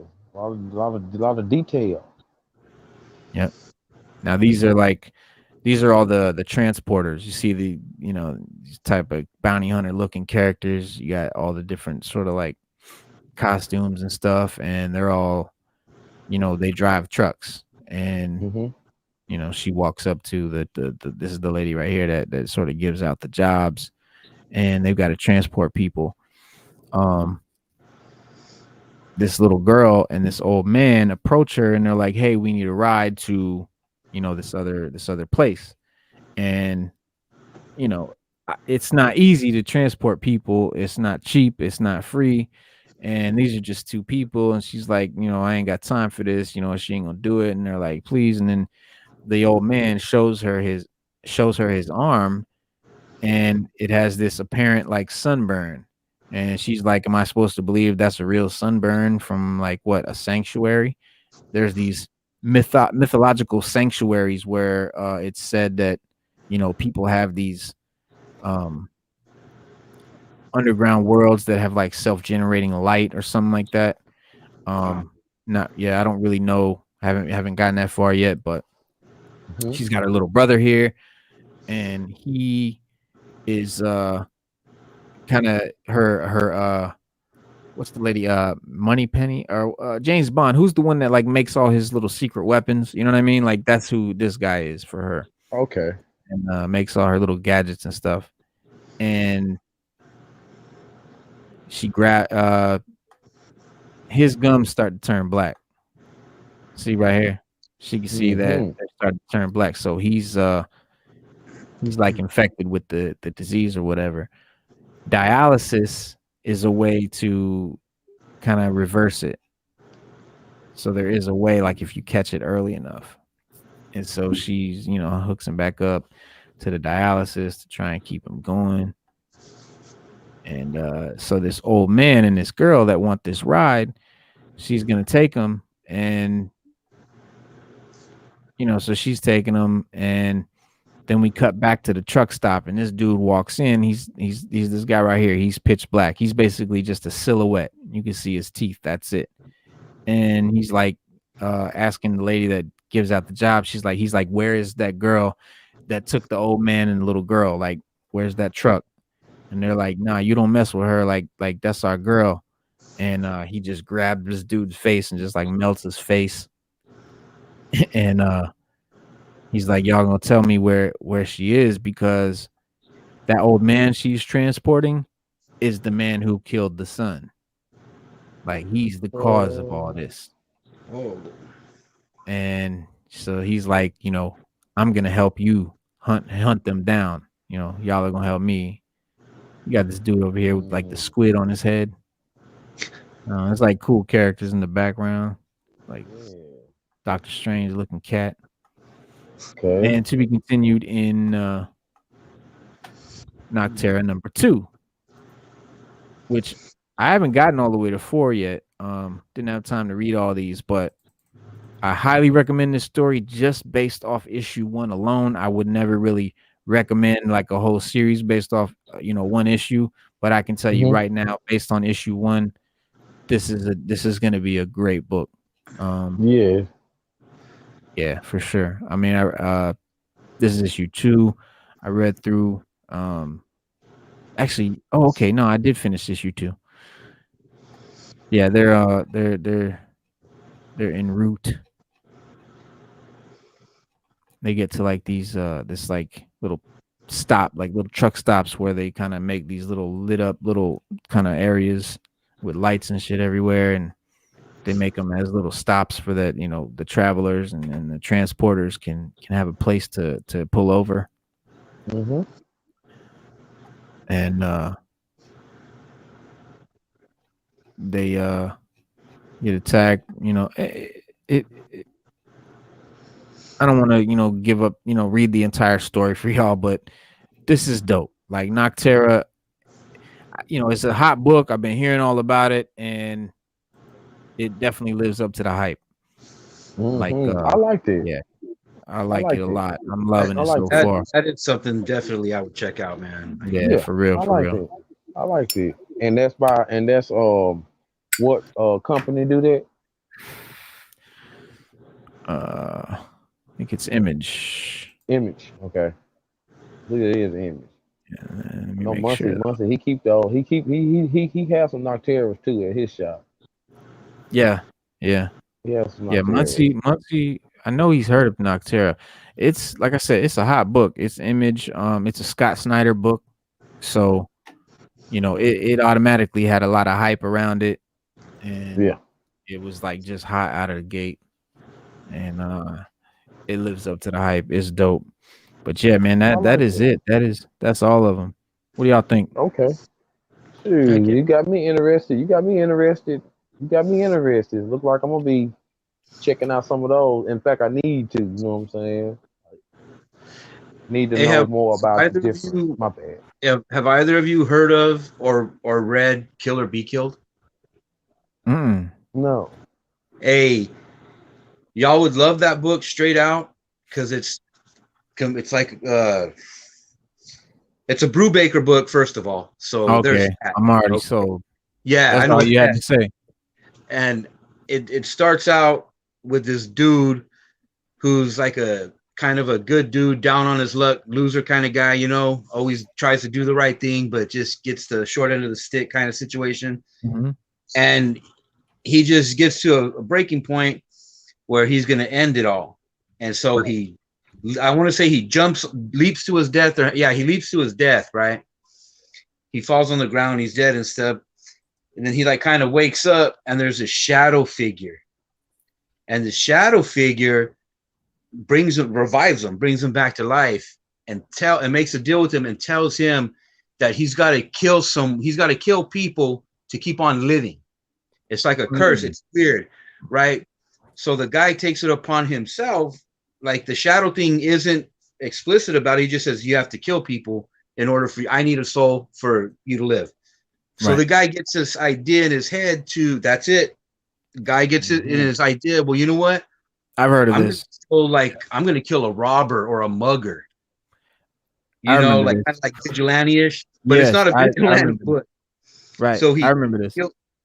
He kills dude like a robber or something, and then he takes it upon himself to get revenge. Well, I'm going to kill this guy that used to pick on me or whatever. Right. Like, It's a crazy book, man. Like, Okay. Oh, they got a Walking Dead variant of it right here. That's pretty Yeah. dope. That's Walking Dead #1 variant homage. Mm. That's sick. and I'm trying to remember if it's like 20 issues or something like that. It's like close to 20, maybe. Mhm.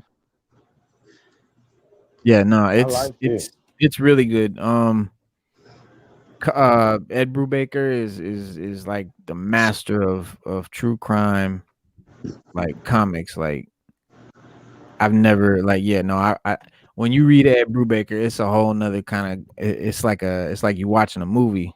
You know what I mean? Like, dude is a phenomenal writer. Phenomenal. Yeah, these are all just scenes from the comic. Yeah, I Sean- remember. Yeah. Okay. Killer Be Kills. Ed Brubaker. Sean Phillips doing the art. He does a lot of his art too.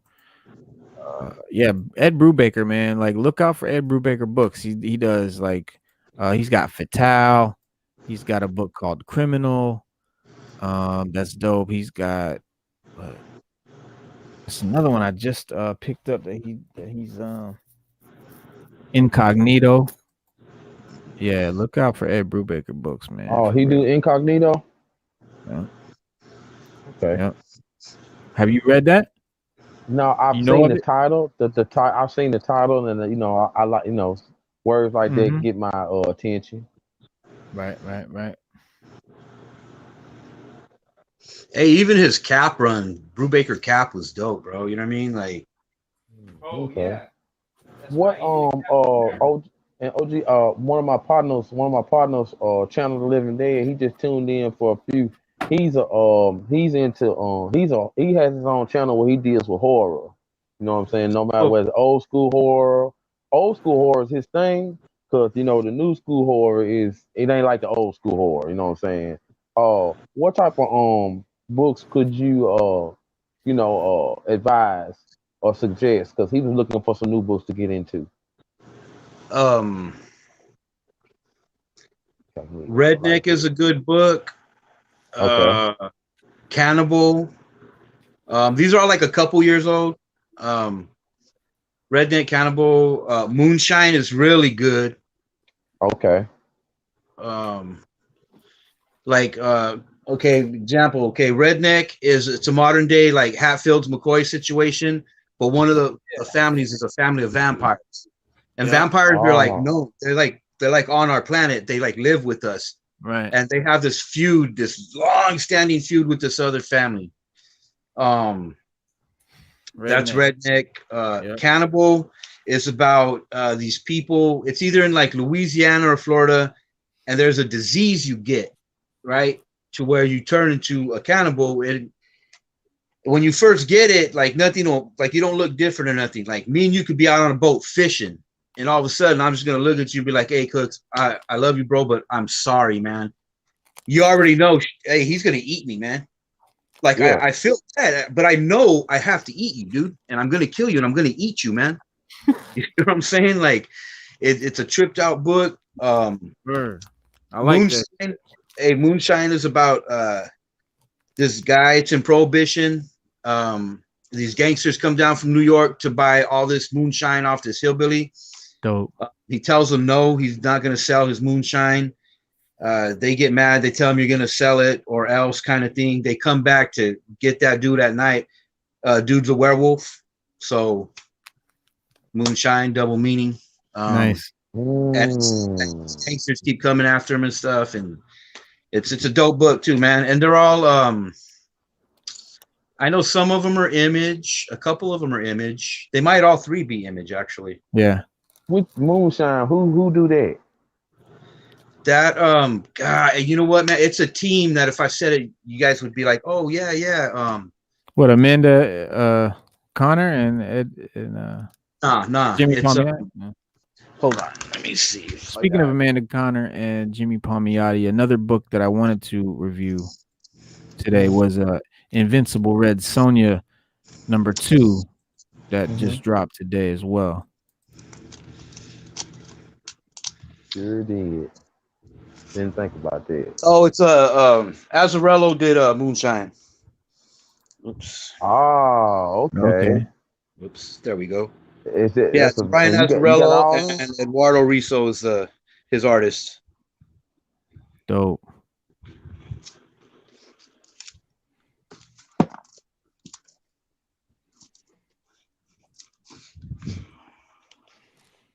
So if y'all read Invincible Red Sonja Part 1, issue 1, she was kind of hired by this princess to, protect her.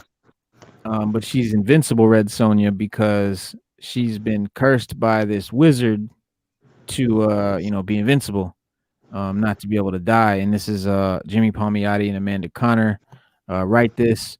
Moratat does the art. Issue 1 was cool though. It was like she got taken, or she got hired by this princess and went to this new city. And then this is issue 2, and we'll kind of start off in that new city, seeing what's going on. And there she is, Red Sonja, walking with the princess. But yeah, issue 1 was a lot of fun. It's not like it's not a deep story. It's not like, complex in any way. It's just fun. It's just cool, funny, action, all that good stuff, ninjas, pirates, everything. But yeah, issue 2 dropped today and it looks great. I can't wait to actually read it. Okay. This is my Invincible Red Sonja. Okay. Yeah, Red Sonja, Invincible Red Sonja. It's just started, so it's only on issue 2. So if y'all want to, it's a good comic to jump into, you know what I mean, because it just came out. Yeah, I know Spade, he be all over Sonja. Y'all heard of Blade of the Immortal? Oh no, I haven't. I got have the little omnibus. I was wondering if it was a manga because obviously, yes, sir. Yeah, like I mean, it's manga. Like you look at the comic and it's manga. Like that's manga art, manga, writing. But I guess you read this, left to right. But yeah, Blade of the Immortal is dope. I like that feudal Japan type stuff. Mm-hmm. Yeah. Oh man.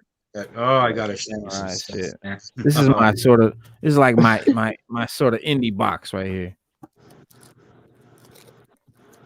Decorum is dope. Decorum. Try to find one you guys can read off the screen. Decorum. Okay. Yeah. But it's Image.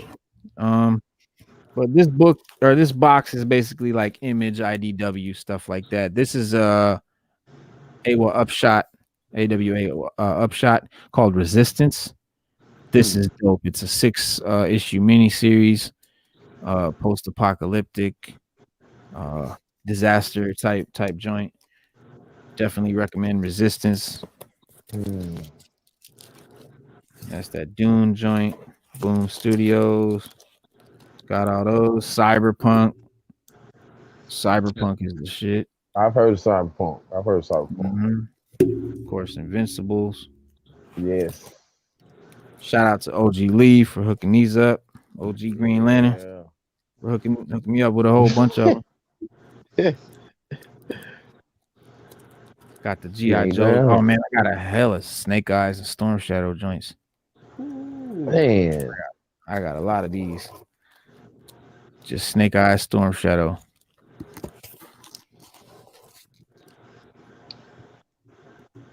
So G.I. Joe just basically a bunch of stories of every character, and then they team ups. These? I'm saying I'm saying like G.I. Joe. Is it are they comics or like each character got their own stories? No, I mean you watched the cartoon, right? When you were a kid? Yeah. It's that, but more graphic, more serious, more complex, more mature, more you know what I mean, more violent.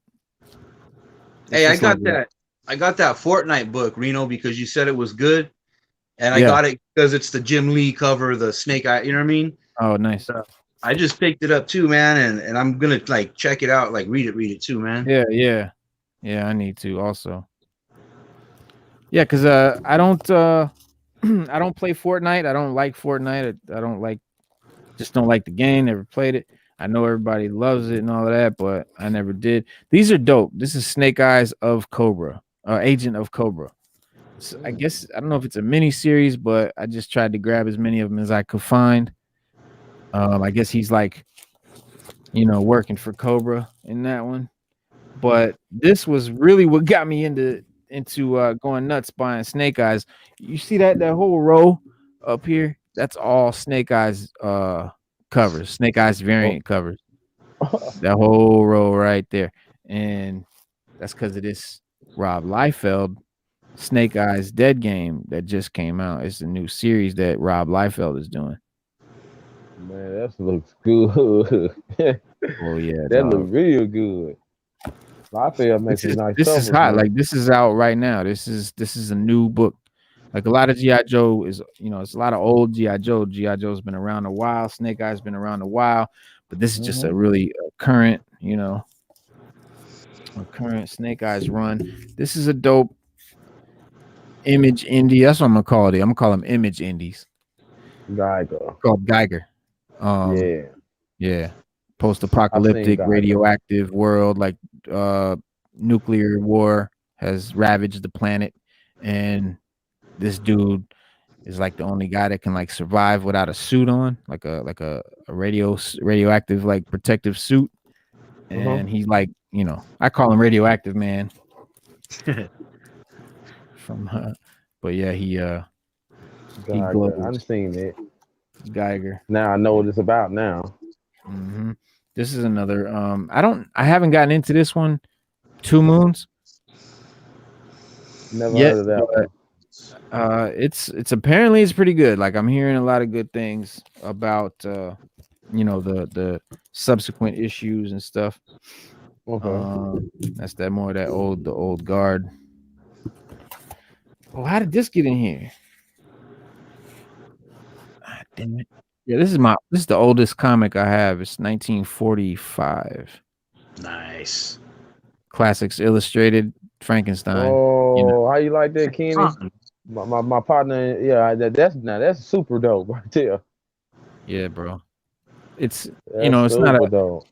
It's not a Superman and no cool shit like that, but it's old as hell, and it's Frankenstein, Mary Shelley Frankenstein. Like, you get that's classic right there, man. It's Classics Illustrated. So they would do these like, this is Mary Shelley's Frankenstein, the classic novel, converted into a comic. So they would do like all the classic novels that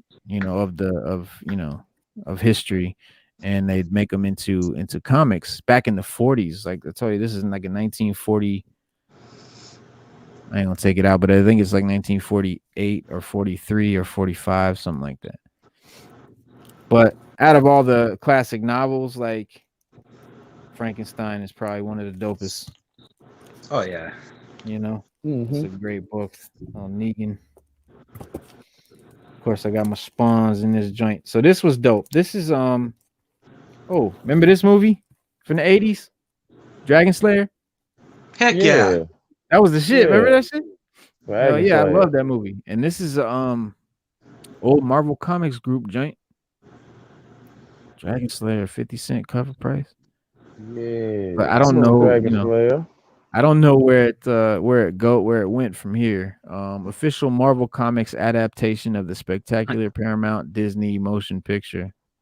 Oh wow, check that out. So this was a Disney movie, a Marvel comic Disney movie before Disney owned Marvel.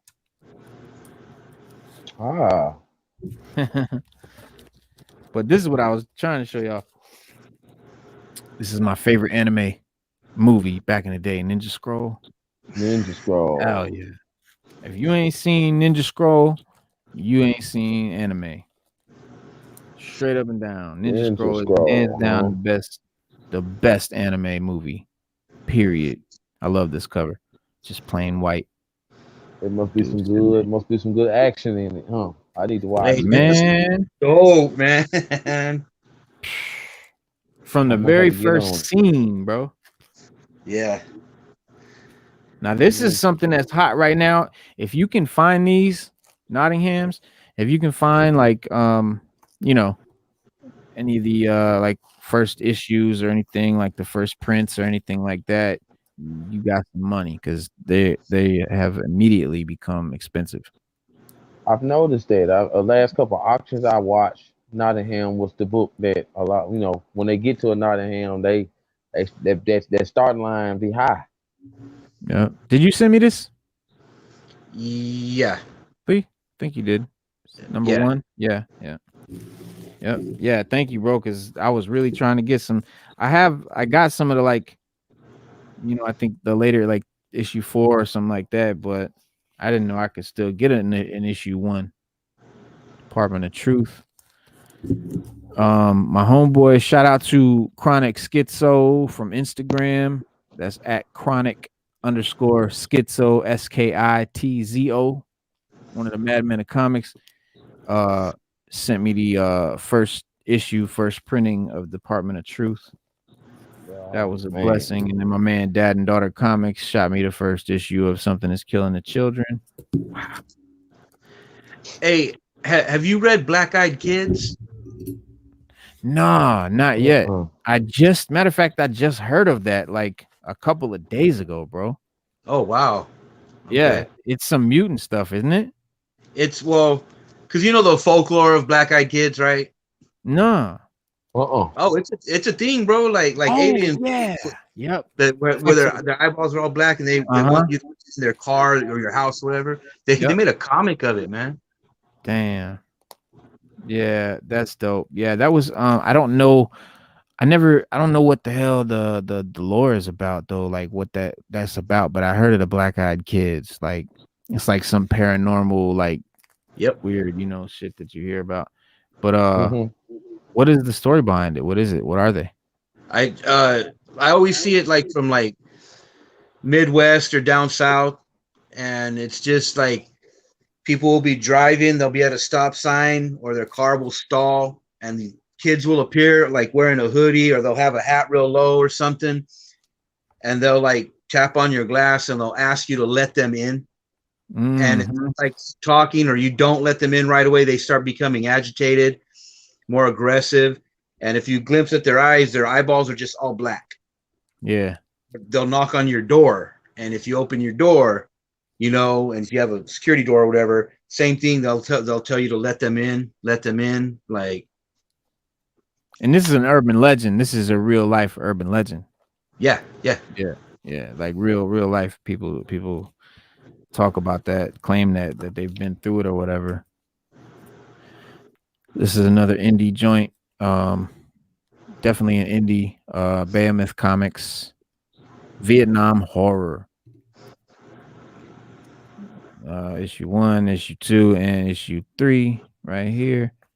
This is dope. It's a black and white comic. And it starts off like I don't know if y'all into it, but I always love like Vietnam movies. I always love Nam flicks. And that's kind of how, it starts off. It's just like straight up like a Vietnam story, like just how you would, expect any Vietnam story to be. And y'all know in Nam there was tunnel rats, like the soldiers that they would send down into the little tunnels that the VC would cut, would dig into the, all under the ground. They had networks of tunnels, the Viet Cong, all under, just whole networks. And there's a GI Joe named Tunnel Rat, based on the guys that would go, down in those tunnels with a pistol and a flashlight. You saw Forrest Gump do it. Remember they sent Forrest Gump and they just sent him down that hole. Yeah, that's Tunnel Rats. But so anyway, they send a guy down in the hole, and he's got to find, he's trying to find the enemy or whatever. And he comes into this big chamber where there's like this, looks like this cult worshiping going on. Like there's a whole bunch of people around. There's this big deity sort of thing up there, and like, chopped up body parts on spikes everywhere.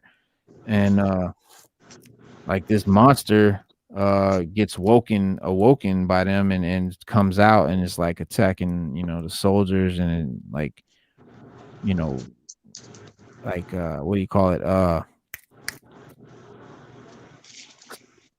What do you call it? Possessing. Yeah, like possessing the Okay. soldiers with evil, you know, evil, whatever. Possessed. Right. This is some dope Dark Horse stuff. It's called Orphan and the Five Beasts.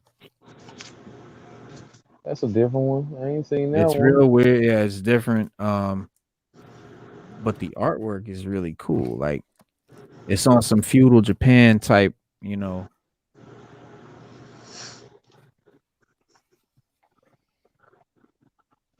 Oh wow, Let man. me blow this up so y'all can see these. These are great. These are dope.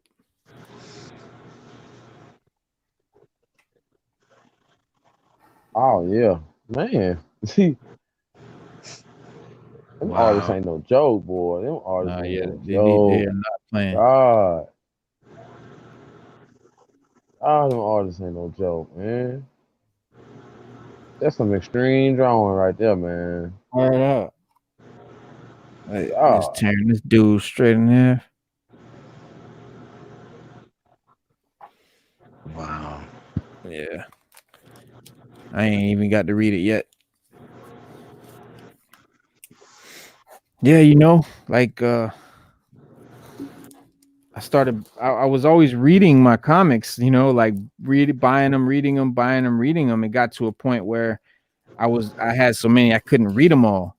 And then I would get behind and now, you know, but I was literally like I would read everything I bought. Like if I bought it, I was reading it. And Same here. yeah, Oh, yeah. and then it snowballs and you end up getting way more than you can possibly read. So I got so much stuff. Keanu Reeves got a comic book. Keanu Reeves I got started 1 his and own 2. thing. Berserker. I got 1 and 2. That issue right there, number 1, man, they give you a good introduction to what he about. He's like a John Wick kind of dude, right? It's like put like this: mix Wolverine with John Wick, and that's what he is. Like Wolverine, like the healing factor or what? Yes. Okay. Like, I ain't gonna spoil it for you, but like, he's like a secret weapon when, like, you go into war, he the secret weapon. Like, let him go first, and y'all just wait. Y'all ain't even got to go because he finna slaughter. No matter how many people you got out there, just like John Wick, like Wolverine would do. And his type of like if he got a main somebody that he trying to get, he the type of dude that'll, and this ain't happened. But this is the type of dude he is. If a dude got a grenade in his hand and dude berserker will grab the grenade, pull the pin, hold your hand while you got the grenade and pull you close to him, then he gonna say something to you. And then you know how the rest gonna go. You just like spoiled it. You said he dies at the end. No.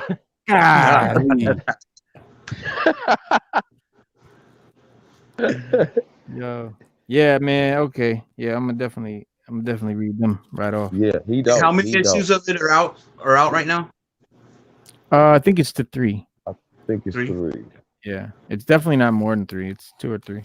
But it's like a lot of variants, a lot of different variants.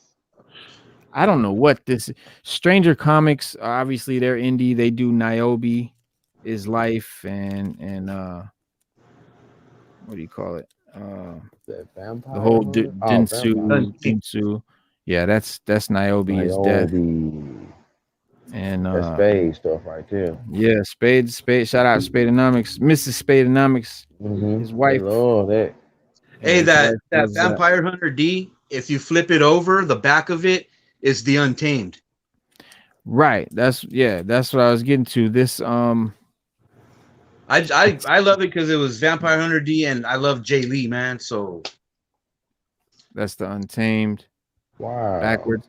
But yeah, I love Vampire Hunter D. Like that's an anime movie for y'all that don't know. It's an anime like series. But you know, I don't know. I just thought this was a Vampire Hunter D comic. There is a couple of pages, like 2 or 3 pages of a Vampire Hunter D comic, and then it's like covers, artwork, the history That was the of preview Vampire right Hunter. before it came out.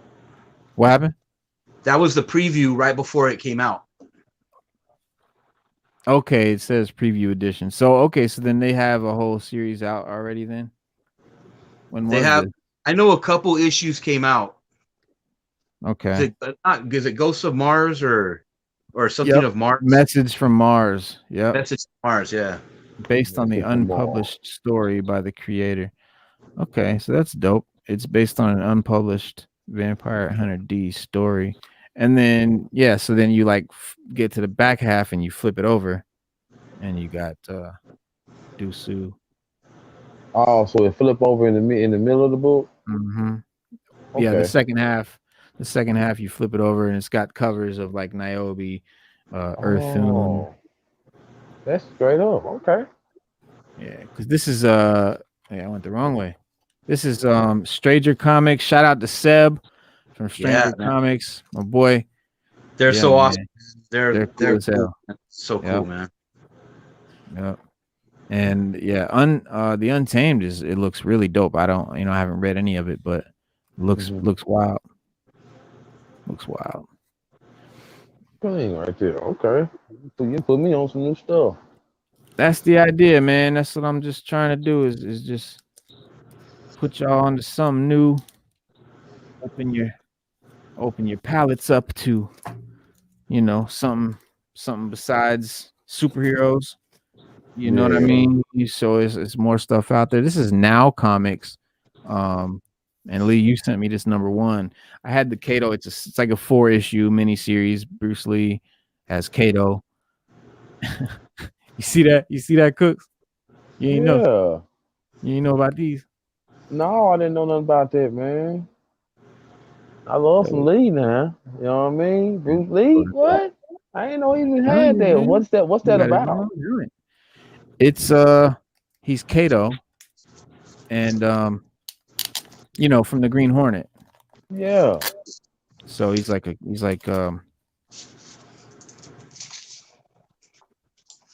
there's some of the other covers.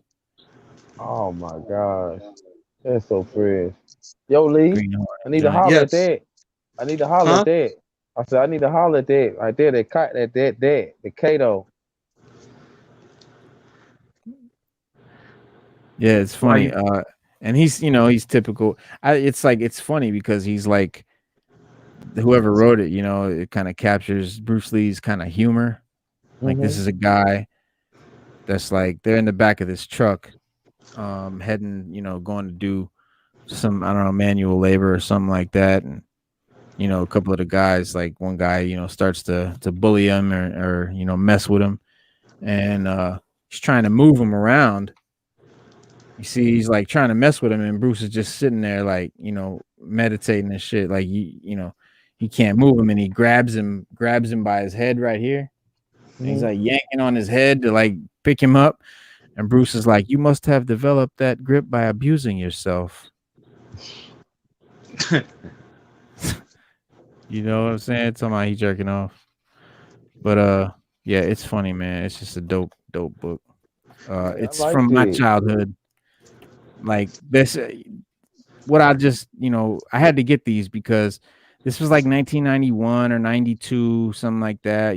This is the time when I first found a comic store and went in and was like mind blown by everything. And of course I was already a super duper Bruce Lee fan, owned every single Bruce Lee movie, all the Chinese movies, every version. Like I was like a Bruce Lee like fanatic. And it's just one of the things that I instantly picked up and read every issue. And so it's dope, man. It's one of them nostalgic things, man. You know what I mean? This is another dope called Time Before Time. It's an Image joint. What I call, again, Image Indies.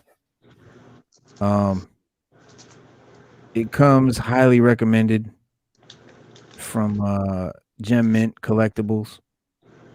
But it starts off, there's these people, kind of without reading it,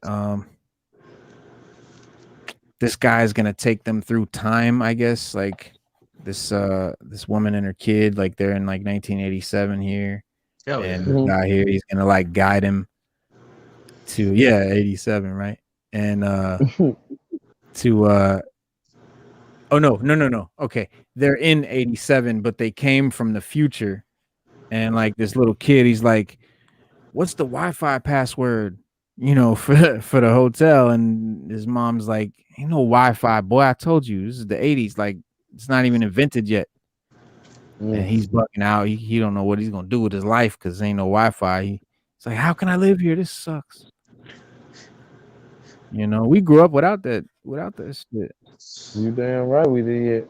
A whole lot of this stuff, computer, all what that. I mean? Yeah, like we used to go outside to play. Yeah.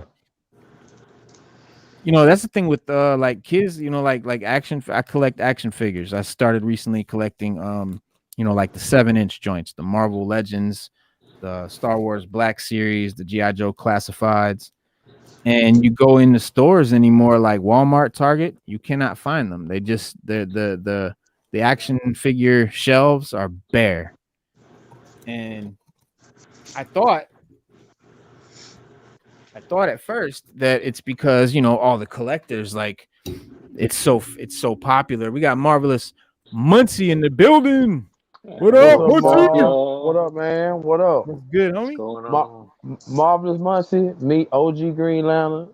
OG Green Lantern, meet Marvelous Muncie. OG, I've heard a lot about you. Yeah, man. Hey, I've seen the inside of your shop, man. Oh yeah, Definitely. Yeah, man. Comic dudes. What's up? So now we was just talking, Muncie, about indies and different indie comics and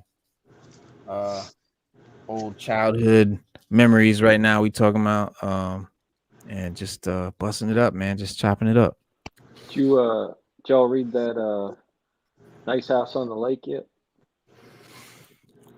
I was gonna buy it today, but my man Lee's is already sending it to me, so I didn't buy it. So I'm waiting for it to come in the mail, but yeah, I can't wait. OG, you read it? Yes, I read it. I read You that like in the Conjuring Day. Yeah. Do you like them? Yeah, I did. I liked them. I like the Conjuring as far as it having the two little stories in it, But it seemed like the second story. Yeah, we never even talked about yours. That's right. It came to an end, I guess. But that's this for everyone out there. Yeah, let me blow that up. It's got two stories in it. Is that anything like the movie? The movies? Not so far. Not to me. It's not. And I'm a horror fan. I like the movies and everything. Right. But it's is this the one? I'll tell you right now. Because is it? Oh, and Muncie, while he's doing that, man, Yeah, this is the artwork, the interior artwork of it, which I think is pretty good. Yeah, that's really good. Starts off all crazy. Goes to that story. Yo, thank you for the X gift. Oh yeah, you're welcome, buddy. That's dope, man. I have a lot of X-Men trade paperbacks, but I don't have this story right here. That's cool. That's I'm glad clap. you don't have that one. Yeah, man. Dark Phoenix, absolutely dope. This thing is dope too, man. Oh man, like I told you. man. I love the back of the cover. Like that is so sick. Yeah, I got the tattoo. Yeah. Yeah. I can't remember. There's not. I think there's only like 500 of that book or something. I got it from that store. Yeah, you said it was like a Yeah, it was a store exclusive. But, yeah. Right. Yeah, I tried to look it up just to see what it was about, or anything like that, and I only found one instance of that cover anywhere.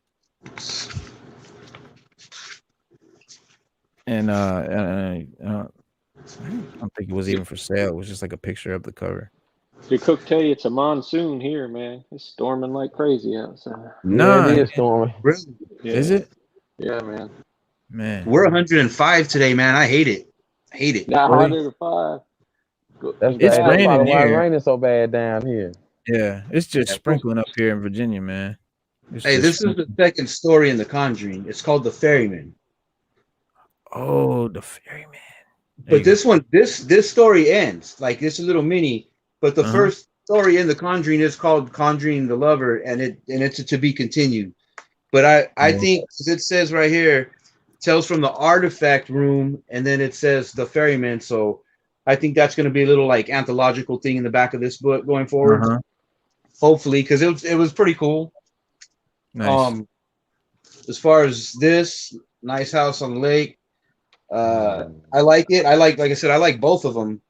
What was the hype? What's the hype around this book? Why is it so? Is that written by someone that's doing like? Just telling my friend about that earlier because the other day my boss was telling me the same thing, that book is the big deal, right? Right. Okay. Now I read both of these books, and I'm not gonna say I don't see the big deal in this book because I do. It's awesome. The story's weird, but I wouldn't say it like way overshadows The Conjuring. Like to me, it don't. I like them both. You know what I'm saying? Like I mean, it would be dope if this was a show. Like it would be amazing because just the story in it is weird.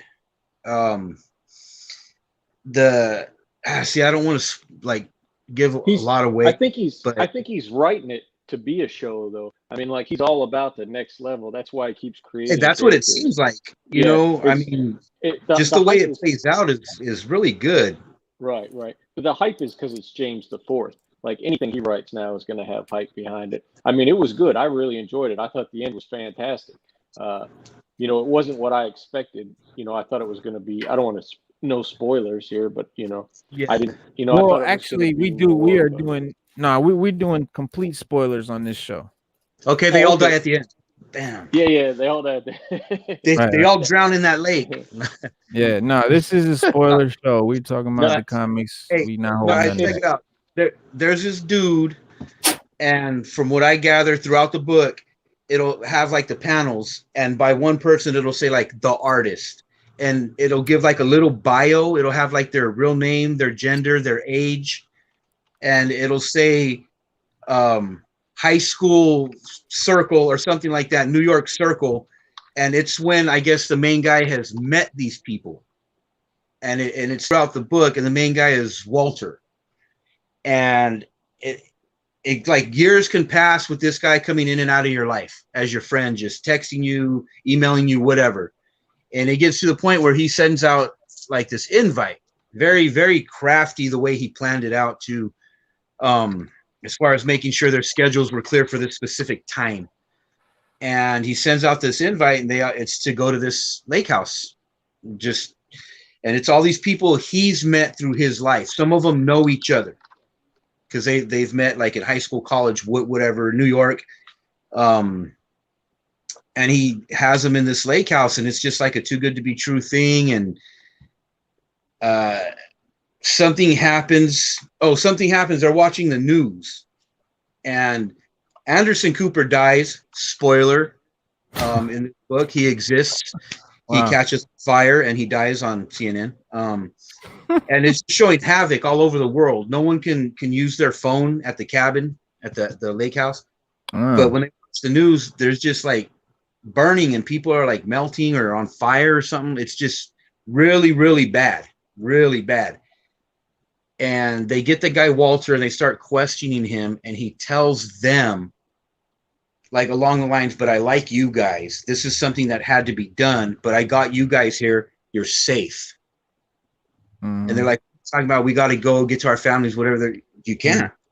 You can't. They're dead. Everybody's going to die. Wow. And like one of the girls gets mad and like hits him with a poker. She grabs a poker and swings it at him, and it just like goes like that. His face just kind of distorts and kind of just goes back, whatever. Like, it's a trippy book, man. Like, Well, basically, though, he has a relationship with this other girl that's in it, and the story starts about her, and they're Oh, in and the they beginning, yeah. yeah, and they text back and forth, and they have conversations about how do you think the world will end, and Mhm. and then she doesn't talk to him for a long time, and then gets this invite to the house, and then once she goes and she gets there, once all this happens at the end, she's like, "Oh, you decided," and he's like, "I'm not going to tell you where I'm from or who I am or what my people have decided to do to your planet." Basically, so like basically, he's an alien. He's some kind of alien that's come to destroy the world, and he saved Nice. these people. So we don't know where the story's going to go from this point, but they're going to be the only ones left on the world. Apparently, that's kind of what they were going for. But it was really good. I enjoyed the first issue. We'll see if we can keep it up. Look Right. up, Rena. Look up the variant, the Wanted Comics variant of #1. Man, it's a sick cover. Of the lake. Yeah. Nice House on the Lake. #1. It's at Wanted Comics. They got some crazy variants. I was watching the show the other day. They got like these three, you know. Yeah. Really? Yes. Yeah, it's a sick cover. I ordered a couple. Oh wow. Yeah, you got some of these coming? Yeah, the day they went up, I was like, man, this one's gonna sell out. I gotta order a couple. Yeah. So I think they had a limited too. So, I ordered two sets of the ones with the virgins. So I don't know if they're sold. They sold out, but then they said they were gonna put some more up. I don't know if they ever put any more up or not. You see this guy right here? Yeah. This John Jang. Yeah. That's one of my favorite cover artists. Like, dude is crazy. Let me see if I can blow one up for y'all. Oh wow. Which Like, side cover too? Nice House on the Lake #1. Oh, it is. Oh, okay, cool. Yeah. I hadn't seen that. Yes. Yeah. $70 they want for well, no, this is just one of them. $70 they want for 3 of them. So this guy right here, he's got one for rather these 3 versions of it. There's like they got a Virgin Jank. You see, well, hold on. So each cover is a little different colors and stuff like that. One's a Virgin, one's the DC where it's just got like a little black label, a little tiny thing, and then of course one's got the regular logo. But let me show y'all John Jang, man. Are these the ones you had? No. What? It's a Wanted Comics exclusive. It's Wanted. it's like the girl swimming in the lake and there's a bunch of skulls underneath her.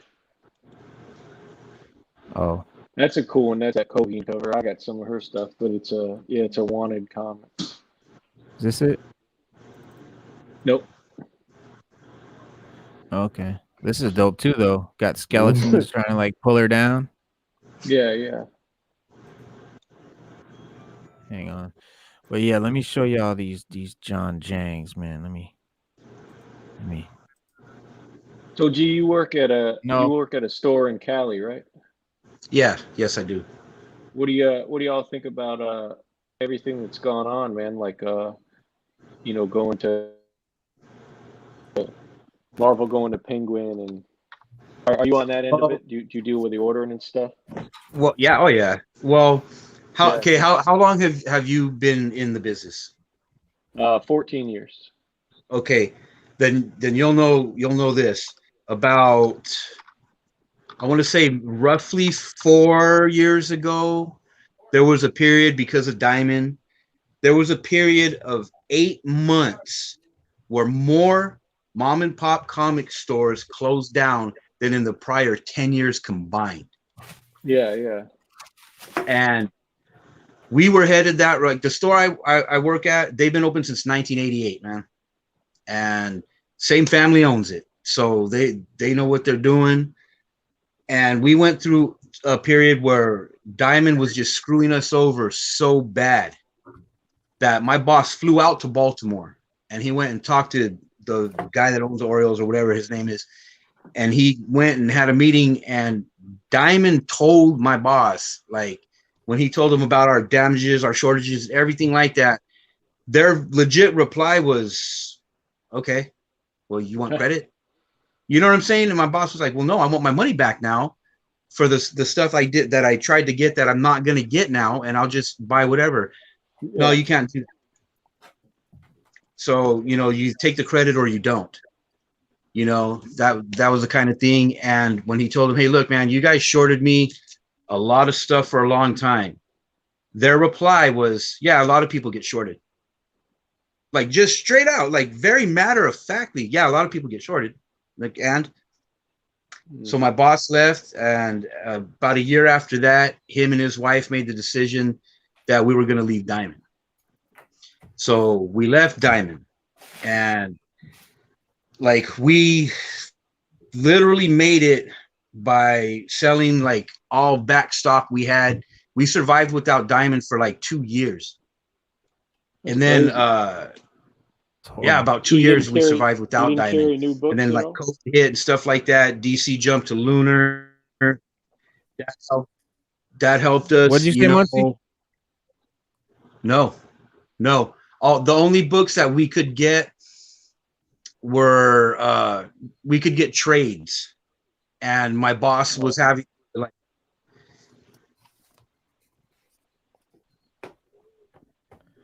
you're breaking up a little bit, bro. And well, my boss was just having to get trades when he could off a distributor, like through Amazon and stuff.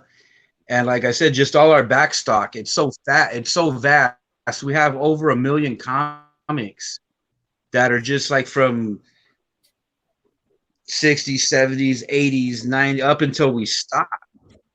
Wow. I'm breaking up? Yeah.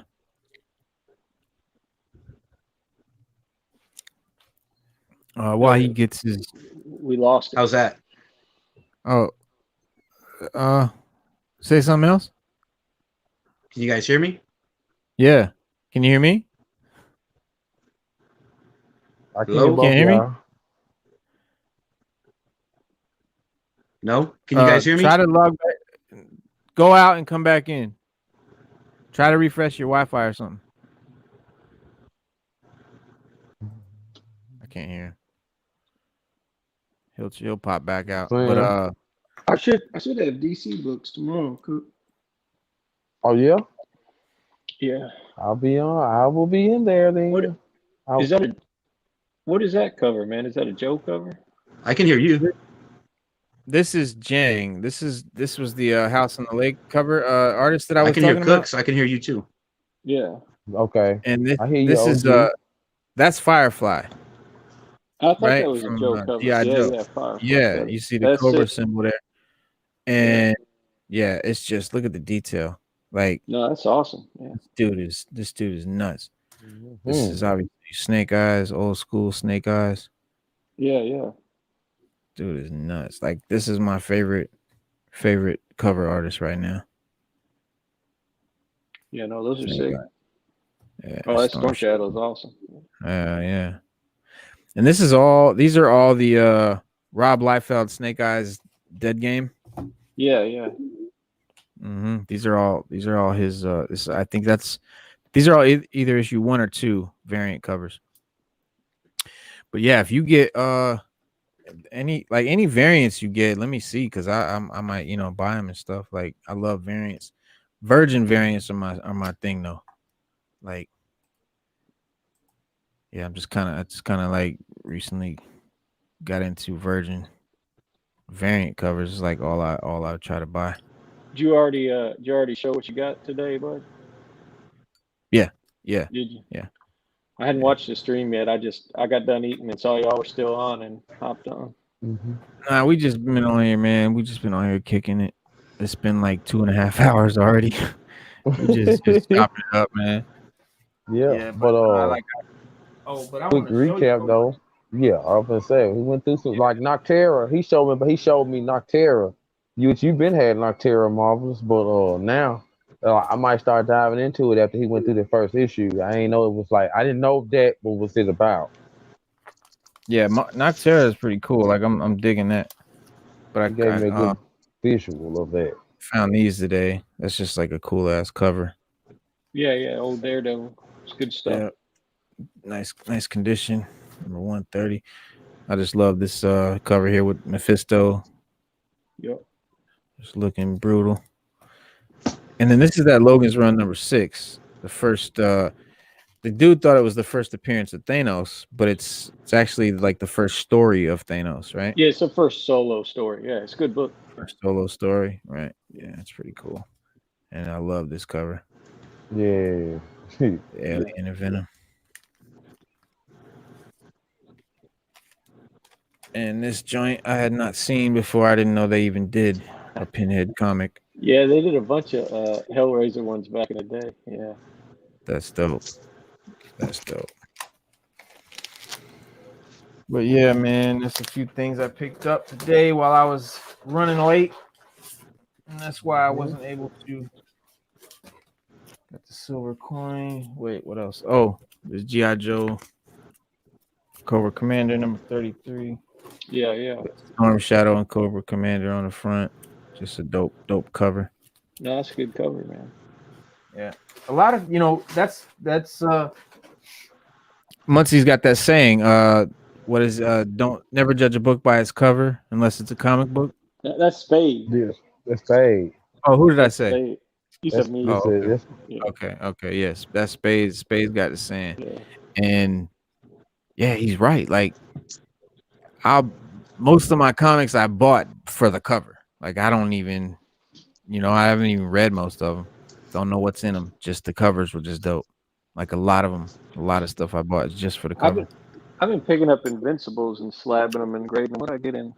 I got a couple back here. I'm going to I got a 26. Let me pull this up. What is it? Yeah, big. There we go. Dope. Whoa. Is that the first of the bug people, the mantis people? Yeah, and it's the first of his brother. Okay, dope. Yeah, I already sent off a 129, but I picked up another one. I don't know about this Invincible Returns. I was trying to decide if it was good enough to slab or not. It's the first whatever. But I picked up a 129. These Invincible books have been going crazy. So yeah, they have. I didn't grab it. I got that one. Yeah, I like that one. You got that one, Cooks? I got the one you just showed. I got that one. I put it in the dollar box and he snagged it. Yeah.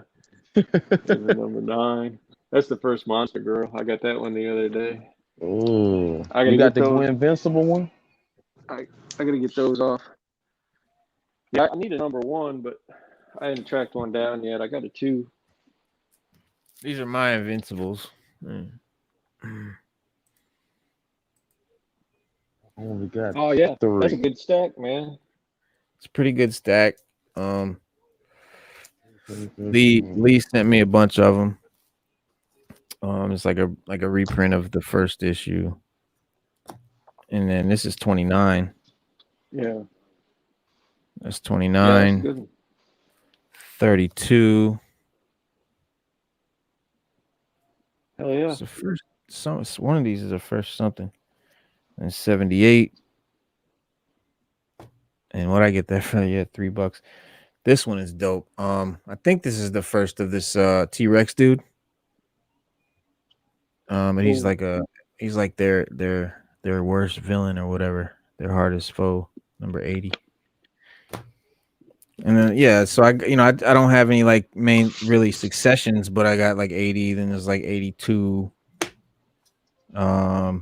91, the phone, 92, 93. Got that one too? 102. Yeah, I got the Invincible, yeah. Invincible. I got the hardcovers behind me somewhere. There they are. What was the one you said was the first of his brother? 26. 26. Yeah. 26. I guess that's him right there beating him on the cover. I think that's Throg. Throg's the man. Oh, okay. Yeah, I haven't gotten far into reading them. I'm reading them digitally, obviously, because I can't ever afford the whole first several issues. And that brain, this brain dude. I don't know if this is his first. No, it's not. It's but yeah, Angstrom Levy's his name. They're talking about putting him in season 2. So Dope. yeah. Dope. This cover I like. I just got because of the cover 105 because it feels like it should be the first issue. It's just a dope cover.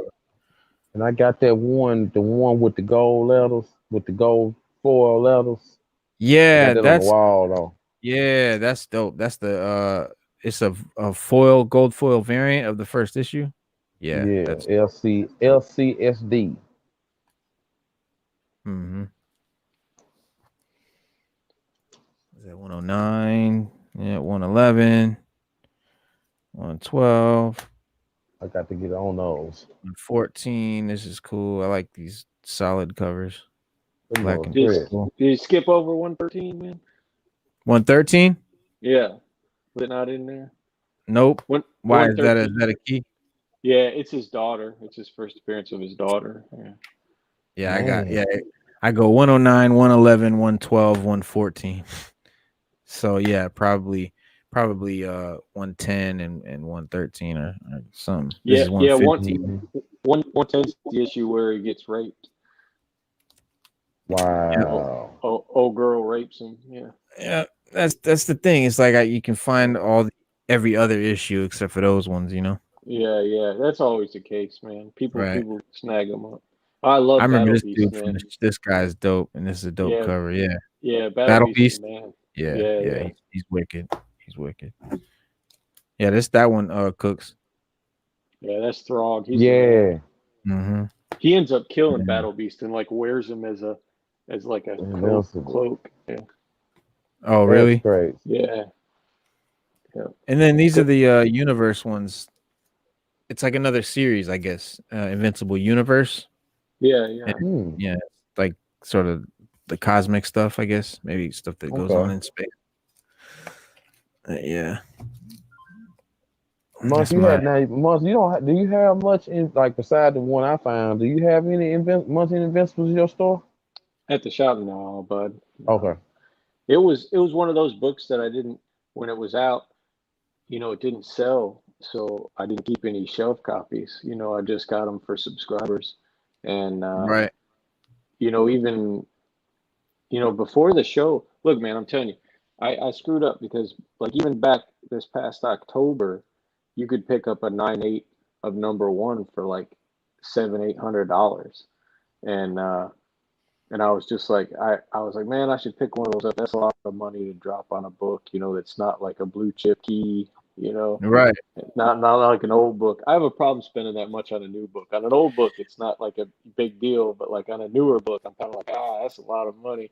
But that's what I'm worried about. Like these Something to Killing Children's and like, these books that are already like over $1,000 for the first issue and they're brand, they're new. I wonder, that's what I was going to ask. Is that like there's blue chip, which means that's a book that's always going to go up or at least maintain value, right? Yeah, it's a like blue. It's the older first half stuff Wolverine and stuff. Exactly. Right. Yeah. It's hard. No, go ahead. No. Go ahead. Go ahead. No. I want to know what you got to say. Oh, I was just gonna say it's hard. It's hard to say. That. I know there's a lot of talk about that it's a bubble right now. Because of the investors, because of the amount of money comics are going up. I think it's definitely a bubble, but I don't think it's a bubble that's going to burst. I think eventually it'll level out, and you'll see a lot of the newer books level out. I think the prices. I think it'll be hard for the newer books to maintain some of the outrageous, like the 9/8 prices. I'm talking about, not like the raw prices, but it's perfectly reasonable to think that books go for, popular books, especially with low print runs, like indie books would go for like $400 or $500 online. I think that's perfectly reasonable. So, if you see Something is Killing the Children, it's crazy popular. It's got option now. I can see it going for $1,500 and maintaining that value in a 9/8 anyway. But, oh, really? But it's hard to say, man. Yeah. We're in crazy times. It's unprecedented. We've never seen anything like this the entire time comics have existed. So, wow. As far as like You mean like the rate at which so many people are into it and buying them? The price is more so. Or the price? Yeah, the way books are, you know, well, the popularity too is insane right now, but more so the prices. It's just there's so many factors right now. You know, I think you might see it leveling off now that the cons are starting to come back. You know, because there will be more avenues to buy books. Where you know, right, for the last year, people have just had eBay to buy them at eBay and your local comic stores. You know, so. Right. Yeah, eBay is like almost the standard of pricing anymore. Right. Like if you want to know what a comic's worth, eBay. Yeah. But yeah, you know, I was worried about buying these newer books because, like you said, they're not guaranteed to maintain. And I was wondering, is it where, you know, I'm worried like that it's a fad, like they're hot now, but then like, are they going to stay valuable? Is it just going to collapse? Like, I don't think anybody can tell you, man. Like, I think a lot with the old books, a lot of them needed a price adjustment. You know, a lot of them were too cheap for too long, and you know, they're seeing that adjustment. With the newer books, it's hard to say. I don't necessarily think it's a fad, but I think it's. You know, it's hard to say because you got the, you know, the sports card guys that came over, you got the Wall Street guys that came over, you got a lot of guys that weren't like us, that just loved comic books. You just had a bunch of guys that saw it as an investment, and now they're still in it.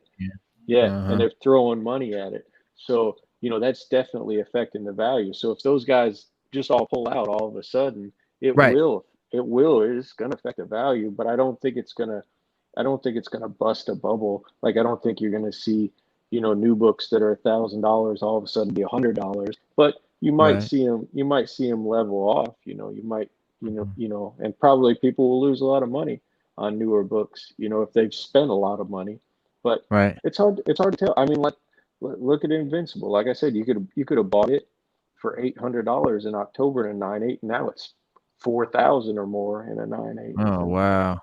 And that was just in October. That was just in October, right? And then somebody, Jim Mint Collectibles, shout out to Jim Mint, did a show with Comic Tom. Shout out Comic Tom, and they were talking about the crazy, like, exponential increases that have happened, like in no time. You saw that one? Okay. Yeah, I did. They broke it down. But yeah, it's crazy. They were saying, you know, like those Wolverines, like you know, a few years ago were like, you know, like 4,000, and there's like 50,000 now. Yeah, it's like insane. Yeah, that's just nuts. And like I said, a lot of those old books needed a price adjustment. You know, a 9.8, a giant size X-Men #1 and a 9.8 going for, you know, $1,000 is not. It's not reasonable, man. That book should have been $50,000 anyway. But I know why you want that joint to be. I know why that's a sore spot for you. When mine came back, the guy that does the slabbing and grading for me offered me $7 for it when it came back. I was like, no, it's gone. What was it again? That giant size X-Men. Oh, 9.6. What was the grade? 9.6. Yeah. Wow. Yeah, so that thing's got to be worth what, 20,000, 30,000 or something crazy like that. It's a little over 20 right now. I think it's hard to say. I haven't seen the last one that ended, but it's a little over 20 at least. Yeah. My God. Yeah, one with like, white pages. Yeah, man. Nah, for the people that just came in or don't know Marvelous Muncie, this is the Godfather right here. This is the man. This guy has a collection that would make anybody just melt. Yeah. Like I gotta take my hat off to you, man. That is amazing what you've done. It is. No, it's inspiring. I got about 500 slabs now, I think. So. God. Yeah. He's got like you see these little couple of little paper short boxes I got over here. This man has like 20 plastic cases. Black. Don't sell yourself short, Reno. You've only been doing it for what, 3 years, man? Since 2019. I thought it was Yeah. 2018. My son corrected me. He's like, no, it's House of X, Powers of X was 2019. So man. You yeah, got a no, good I collection. mean, Yeah. it's no, I'm happy with it. I'm definitely happy with it for Yeah. only being a few years. I mean, you've been doing it what, 30 years, or like 20 years, 15 years? Man, I've been doing it since I could read. We won't tell how old I am, but okay. Wow. long time, man. Yeah, and that, do you still have books from when you were a kid? Like, are some of your books from back when you were little? Just a few of my Spider-Mans that I graded, but most of my stuff, man, like I've sold. Well, we talked about it before. I've sold my collection quite a few times to pay for things.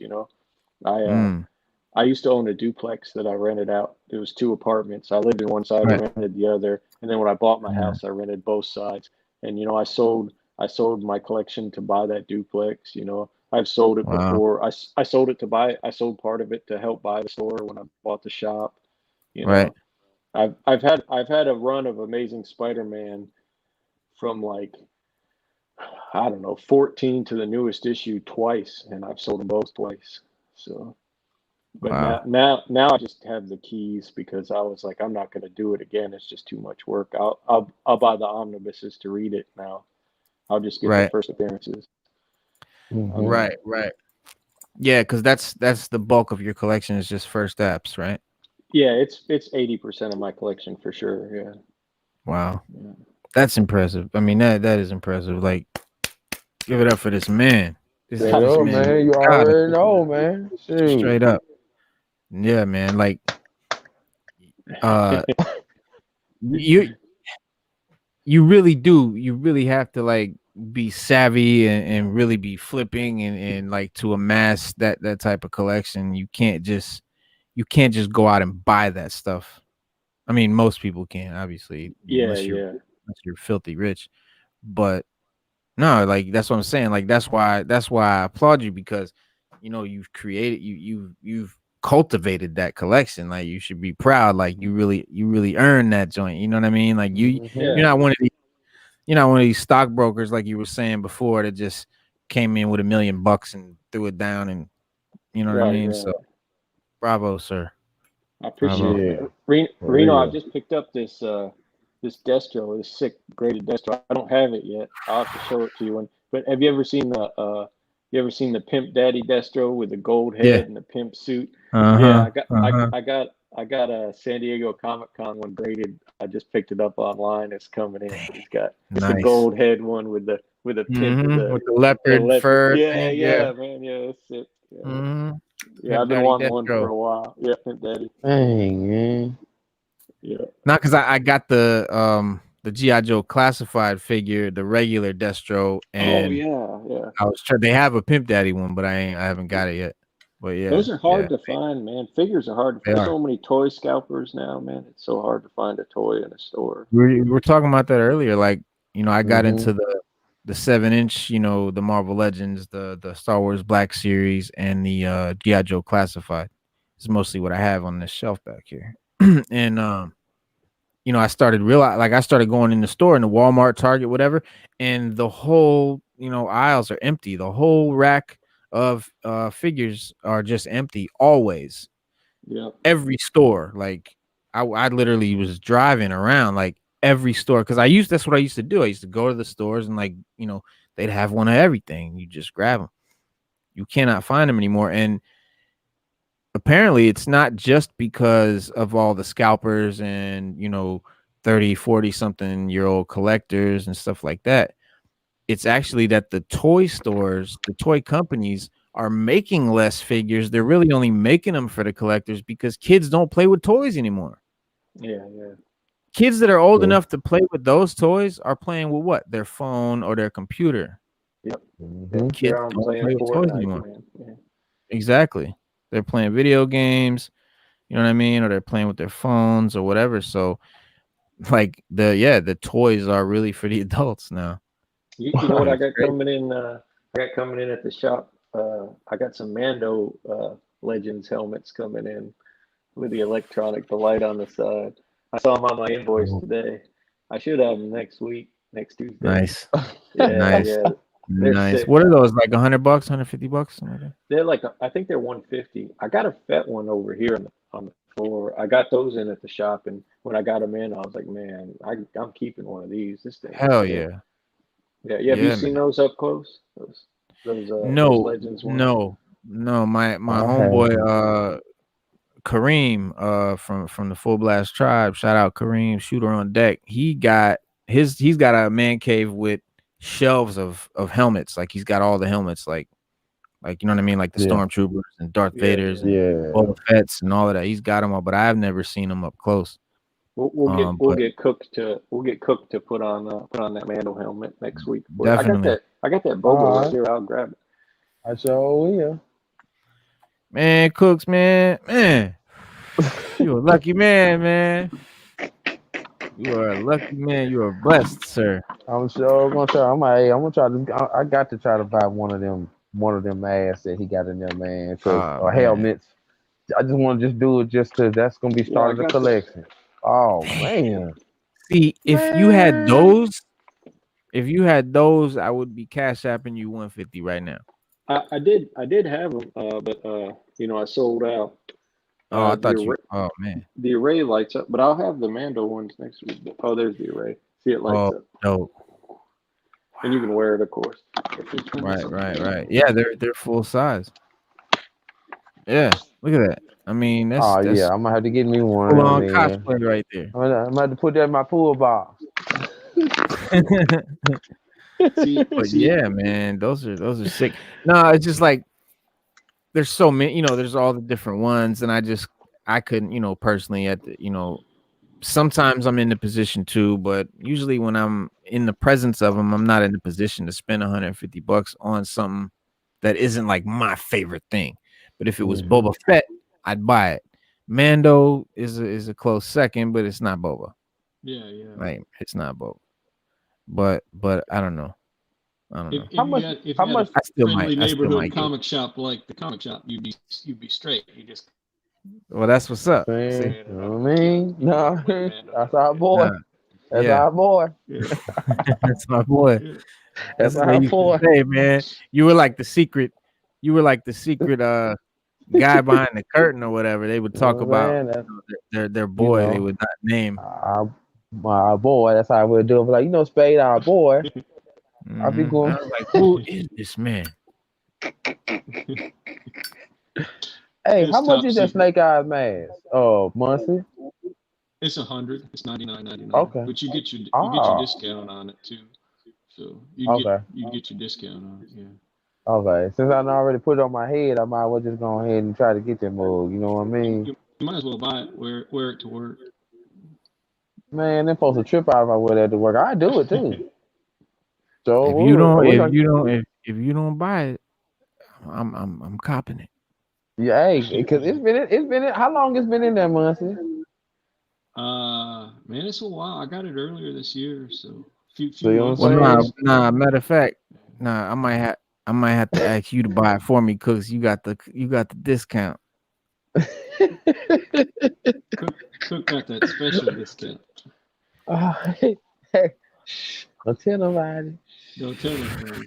Oh, I'm supposed to be going. I ain't telling nobody. That's dope. Hey, man.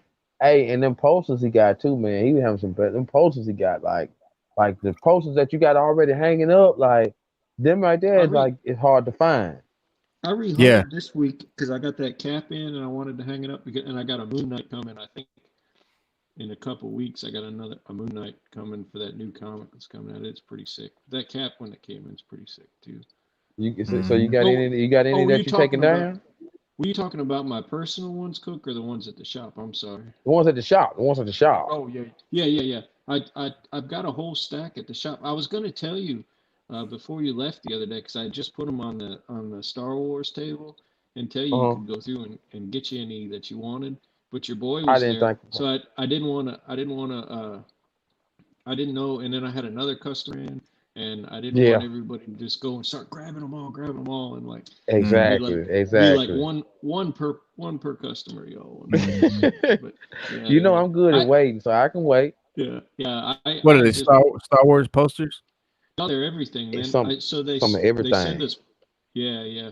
They send us promo posters, and I don't use them all, so I give them away to customers, and Oh man. and then Hey, when I I'll take pay for shipping, bro, if you send me some. well, what do you want, man? I'll save you some. I don't know what you got. Yeah, I don't know. I'll send you some. I'll send you I some mean, pictures yeah, I too. like you know what I like, X-Men, Star Wars, like or yeah, Snake Eyes, like whatever. I don't know. We'll hit you up tomorrow anyway. I'm getting DC. I should get the DC book, next week's DC book tomorrow. Of course, I can't sell them, but I'll have them tomorrow. Right, for the next right. Yeah, for next week. But Okay, so you'll be in there, the new Cooks, doing the show, right? Yeah, I'm gonna go in there cause I work a double tomorrow, but I'm just gonna kick it with him on my break, and we can do everything on my break. That'll work. Yeah, my birthday is Friday, by the way. Oh, look at happy birthday! I hook you up. Yeah. Oh man.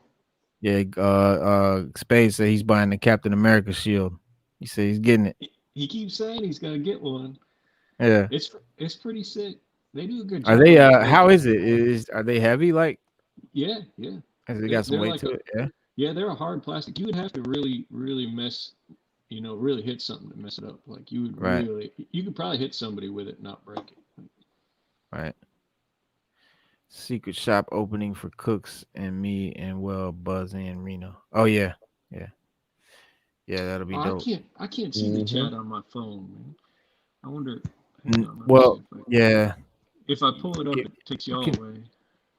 Can you like maybe pull up like on a laptop or something, YouTube? I tried to put it up on my computer when I got on. I was going to get on with my computer and not my phone, but it kept the link you sent me. On my computer, for some reason, it wouldn't work, but it would work on my phone. So I just did it on my phone. I was like, whatever. I'm actually sitting at my computer with my phone against my computer, but I'm talking to you on my phone. Were you just trying to click the link, the email? Yeah, I was just trying. Because if you paste it in the browser, I think it works. I'll try it. Oops, I'll try it again and see. But no, I'm not talking about this. I'm not talking about the link I sent you was to log in here. I'm just talking about going to YouTube and pulling up this video, and you can see the chat there. Man, I'm so stupid. Yeah, I didn't even think about that, bud. Yeah, no, thanks. Oh yeah. No, and you just turn the volume down so you don't get no feedback on it. Mute it. I've got it muted already, so yeah. Okay. But yeah, go to my channel, and then you'll see the video. Should be right there. And then yeah. There you are. It has the indies on the front. Yeah. It has Red Sonja. Cook Out of body. I'm glad Cook's growing that beard back, man. That baby face was wigging me out. Yeah, man. What? It's weird. Everybody say that. Everybody. I don't know why, man. Everybody say this stuff. It is. It's weird when you know somebody that has a beard, has facial hair, and they shave it off. They look different. Mm-hmm. Like it changes your face. Cause like I remember my dad. He, cause he always had a mustache, and one day he shaved it off, and the family was like, "Don't ever do that again. Like, don't ever do that again. It's too weird." Some people, man, once they have it, it's like me. Like it's part of me. Like this is part of me. Like if I shaved this off, I'd look completely different. You wouldn't recognize me. You would. Yeah, you would. Always have it. Because your Twitter picture, you look a little different. Like, you know what I'm saying? Like your beard's thinner. Right. Yeah, because I got it. That's Stranger Danger, by the way, Muncie. Oh, that's Stranger. Oh, what's up, buddy? I'm sorry, man. I didn't have the chat on, so I didn't see you say what's up, buddy. I'm sorry. That's him. Yeah, Nathan C. What secret shop opening? What you scamming behind my back, Cooks? Excuse me? Because Spade said secret shop opening for Cooks and me and Buzz Reno in. I think he means your shop though, Muncie. I don't know. Oh, okay. All right. Yeah. That's what he mean. I ain't got nothing. I ain't doing nothing. No. I'm the rook.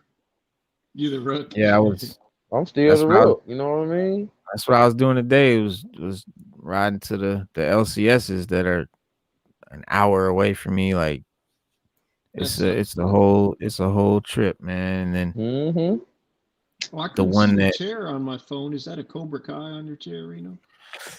yeah, this is a jacket that I it was just a denim jacket that I bought, just a black denim jacket, and then I bought this Cobra Kai patch and sewed it on the back. I thought that would be dope. That would be a dope. It's a jean, yeah, just a black denim jacket, and I sewed that on the back.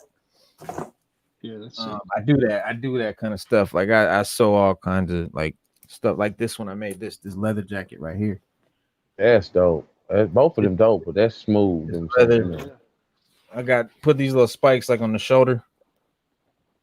Can't really see them, but and then let's see. This is a t-shirt. So I took this t-shirt, Wu-Tang t-shirt, and cut out this section, cut out this section, and cut out this, and then sewed them on like rockers. You know what I mean? Like bikers, that's awesome. rockers. Yeah. Hell yeah. But no, it's just a regular ass chair, and with my Storm Shadow swords on the back. See? Hell yeah, that's awesome. I didn't even notice that. It's a Storm Shadow. It's actually a Storm Shadow. I think. Damn. And they're real. They're 440 stainless. Wow. Tattoo thing on there. The logo of Storm Shadow. That's fresh. Yeah, the tattoo. Yeah, that's awesome. That's fresh. Yeah, and they're 440 stainless. Yeah, dog. I seen these in the pawn shop, and I was like, "Yo!" Like it didn't even look like they were. The handles you can see are kind of yellow. They're yellowing. They were white like this, he said, but I guess they just yellowed over time. But yeah, man, he had them in the pawn shop, and I expected him to say that they were like, $250 or $300 or something like that, like the rest of the swords. But he was like, man, go ahead and get them, man, $40. Like what? Quick, take them right now. Yeah, pawn shop always keeps something crazy, man. That you know what I mean? Yeah, man. And you never know. You might get a deal. Yeah, I hadn't been in any in a long time. I used to go by and try to find stuff too, but everybody knows what they got now, man. It's harder to get cool stuff. Yeah. What is that, Reno? I can't see. That's the Tao of Wu. The RZA wrote this novel. Not a novel, I'm sorry. It's just, like a philosophy. I don't know. It's the story of the Wu-Tang. It's the story of like, if you guys saw the show on Hulu, that Wu-Tang show, it's kind of like that. It's like, them growing up, meeting like their life before, like what they, went through, how they became the group that they are, and like, but it's dope, and it's got, it's kind of like a philosophy in with it, philosophy stuff, and it's just some cool stuff, like I don't know about it, stuff by the RZA. Hey man, I was gonna ask you if you ever, I know y'all are big Wu-Tang fans, if you ever heard, hang on, let me see if I can we play music on the channel? Is that all right? Like, are you allowed to like play other people's music? Yeah, as long as it's not Jay-Z. Oh, well, nah, I ain't playing with Jay-Z. For some reason, Jay-Z, he's got his shit locked where if you even play a song, it gets immediately like flagged. I was gonna ask if you ever. Oops, hang on. Damn, I'm sorry. But yeah, man, shout out to DJ Tiger, Full Blast Radio. YouTube DJ going on. Twitch DJ. Yeah, man. I hadn't got to hang with DJ Tiger yet. He got cut off that last stream we were on. So I only got to hang with him for a minute. Here's this. Yeah, he'll be back on the show Monday. Every Monday at 6:30, we do hip hop and comics. Can you hear that, Reno? Wait, let me turn it up.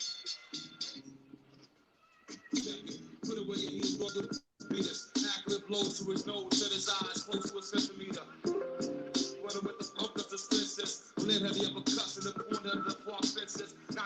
know that song? It sounds like I can sort of hear it. I think I know which one it is. All right, is a Ghostface Killer and RZA. It was from the Great White Hype. It's Who's the Champion. Okay. Yeah. Oh, yeah. Yep. It's a sick track, man. I love that song, but I love that movie. Man. Yeah. I forgot. Yeah, The Great White Hype. That's a great movie. Yeah. It's I a great love that movie, man. Yeah, it's awesome. Yeah, I watched it 100 times. Oh, Yeah. I love that movie, man. Yeah. Method Man is actually in that movie too. Yeah, he is. He comes out. He does the ring walk with him at the end. He's like getting into it with the little midgets. Yeah, that's good stuff, man. The movie's great. Oh, Yeah. Can't find my Wu-Tang manual. you ain't got no type of Wu-Tang books in your store either, do you, Must? No, I've never even seen any until now. Like I didn't even know they Okay. had them. Yeah, they Okay. got the. That's cool. This is also by the RZA. It's called the Wu-Tang Manual. Yeah. Got a picture of the Iron Flag album cover. It's dope.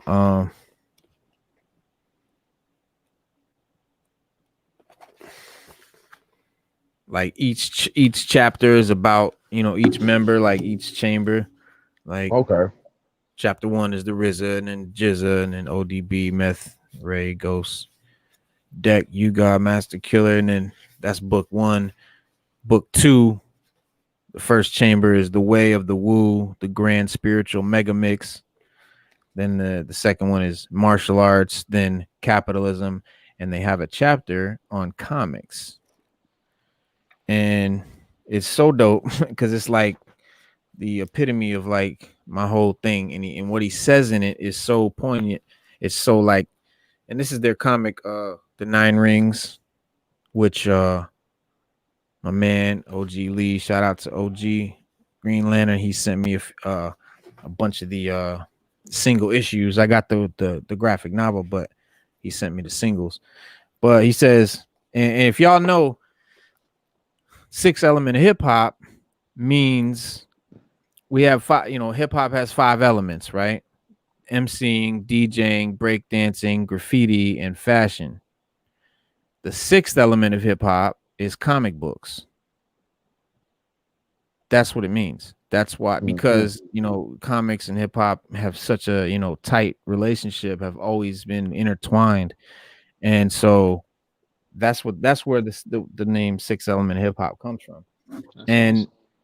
yeah, and I came up with that, and then I like found these articles that were saying the same thing, and then I was like, wow, that's crazy. Like all this synergy started happening, and I started the channel maybe like a few months into it, I got this, and the RZA says, I was like, yo, so RZA says comic books are a main element of Wu-Tang because they're a main element of hip-hop in general. Like he basically said the same thing. He called it an element of hip-hop. Right awesome. There. And and he said comic books are a main element of Wu-Tang because they're a main element of hip-hop in general. They always have been. Both hip-hop and comics are about styles and personalities. Comics are about special powers, and they're about teams of NIGGAS. I'm not going to say that on the thing. United in one life or death cause. To me, hip-hop is about the same shit. And then he goes into talking about DC Comics has the Justice League, Marvel has the Avengers, the Fantastic Four, and the X-Men. And ever since the beginning of hip-hop, you see that influence. The same way of looking at the world. It goes from DJ Clark Kent up through X-Clan, through Wu-Tang Clan, and beyond. Hip-hop was always a youth thing, and youth read comics. The whole subculture of America, comics, martial arts, movies, skateboarding, it's all part of our culture. We all grew up collecting comics. Just about everyone in the Wu-Tang Clan. I think Method Man has the most extensive collection which he has like over 30,000 comics. He said he has boxes and boxes of comic books he left in my house when he got kicked out. ODB's big brother has a big collection. God had a lot of comics, and I did too. And he goes on and talks about like Apocalypse, X-Men. Like he gets like, you can tell he's talking about Galactus, the Silver Surfer. Like he's really, really into comics. And it's just dope, man. It's just dope how he breaks it down, and almost says like all the same stuff I was saying that just came to my mind. I just thought of it all. Like I didn't read that anywhere. I hadn't read this yet, and I was just like, it's just dope, man, that he was saying all the same stuff, man. But hip hop and comics, bro. Hip hop and comics. I liked it. I liked all it. the time. All right. I liked it. Yeah, man. So I we've wish, been. I wish kids still read comics, man. Who? I said I wish kids still read comics, man. I that's all I want to do is read comics. Yeah. Now all kids want to Yeah. do is, like you said, play on their phones or play video games. They don't care about comics. Even if they did, they'd read it online. They'd download it illegally or something. Yeah, they'd read digital, and I'm sure that some do, but like I think of that too. Like a lot of the comics, especially like, because I've been reading X-Men ever since the House of X, Powers of X little story. They call that the Dawn of X that started after that. So everything mutant related after that, I own. I've bought it, every single comic, and I've been reading it all. But it's very much, you can tell like they're kind of retelling everything for like young people. And I'm like, who are these kids that are reading this comic? Like, who did y'all make this for? You know what I mean? Like, they got a lot of stuff like that, like Children of the Atom. I mean, and they try to come out with all this, fake woke, silly ass SJW, super fake diversity, like, non-binary characters just to do it, like stuff that just made no sense. They had a guy named Safe Space that was he only puts pink fields he can only his power is he can put pink force fields around other people. They had a dude named Screen Time who was permanently connected to the internet because he was exposed to his grandfather's internet gas. What is internet gas? Internet gas. And and you think, yeah, exactly. They get stupid with it, man. But it's like I don't know who are the kids that they're making this for. Kids don't read it. To add into that, I was wondering what y'all think about them adding in the pride stuff to certain to that Lobo and what y'all think about that? Yeah. They're doing the gay pride like variant covers and stuff like that. So I gotta chime out on all the political stuff, y'all. I got a lot of customers. So no, I mean, yeah, I don't think it's a problem at all. Like I think, but no.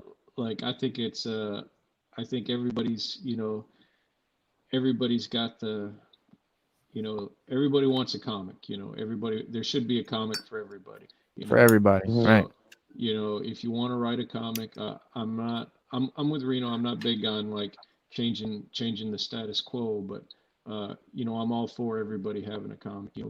Make a Pride Month comic. Make if somebody wants a non-binary character, that's cool. Make it for it's not that he was. I didn't have I wasn't talking about it because he was non-binary. I was just saying that was just an aspect of the point was that they were making it clearly for young kids, and I was saying that kids aren't doing that. But no, make a cool character, make something dope. That's do something cool with it. They were just being real obvious with it. You know what I mean? Like being really on the nose with everything. Like no, I get you. And I don't even think they ended up coming out with that. I think it was called New Warriors. Yeah, Marvel was gonna put it out. Yeah, they canceled it during COVID and stuff. Yeah, it was supposed to come out, and it never did. Yeah, because everybody online was like, nah. Yeah, it didn't get a warm reception. No, it didn't. Yeah, But I don't no, think it's because it was, you know, a non-binary or anything like that. It was just because of the nature of the whole bit, all of it. Spade says he wants to see a Black Music Month. June comics. Yeah. Oh, like the hip hop covers. Mm-hmm. Oh, that would be cool. That would be dope. Man, I had that Eminem Punisher comic. I sold it a while back when it got so expensive. I was like, man, I gotta sell this. I had both of them. I had like the magazine size one, and then I had the one where he was sitting in front of his house in Detroit with Iron Man on the steps. And but they got so expensive. I was like, man. I was like, I don't think these things are, and they've come down a lot, so I was glad I sold them. I mean, they're still pretty high, but mine weren't in the greatest of shape. They weren't like, you know, I like high grade comics, and they were kind of they were hard to get because they were that magazine. I don't think I know which one. I don't think I know that one. Yeah, there was two of them. I forgot. I think it was like a new. It was some kind of Avengers. I think it was a new Avengers comic, but. There was a magazine one with him and Punisher on it, and it was, but they're fairly rare.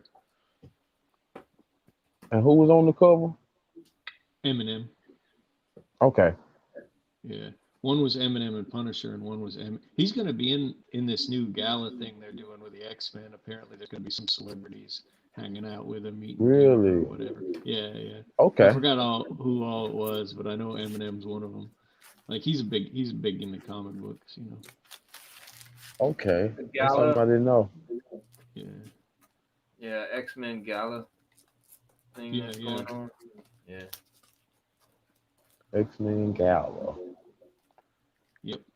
Big dinner party, man. Dressing up, going to dinner.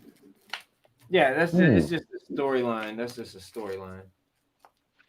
It's not like a new comic. I'm trying to find this Slim Shady joint. Got a hip hop cover of Eminem one. Where the hell is it? It's a Department of Truth. I was gonna ask you, Muncie, is this considered one of the hip hop covers, or did they just do that? I haven't seen it. I don't think. No. I don't know why my screen went crazy. Where is it?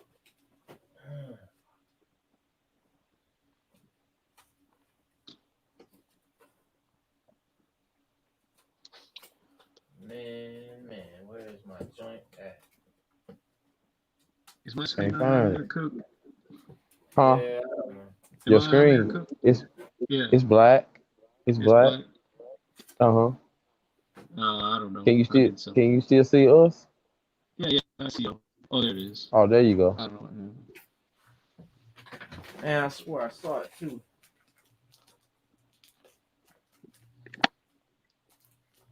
Now I feel like people want to see it, and I gotta show it to them.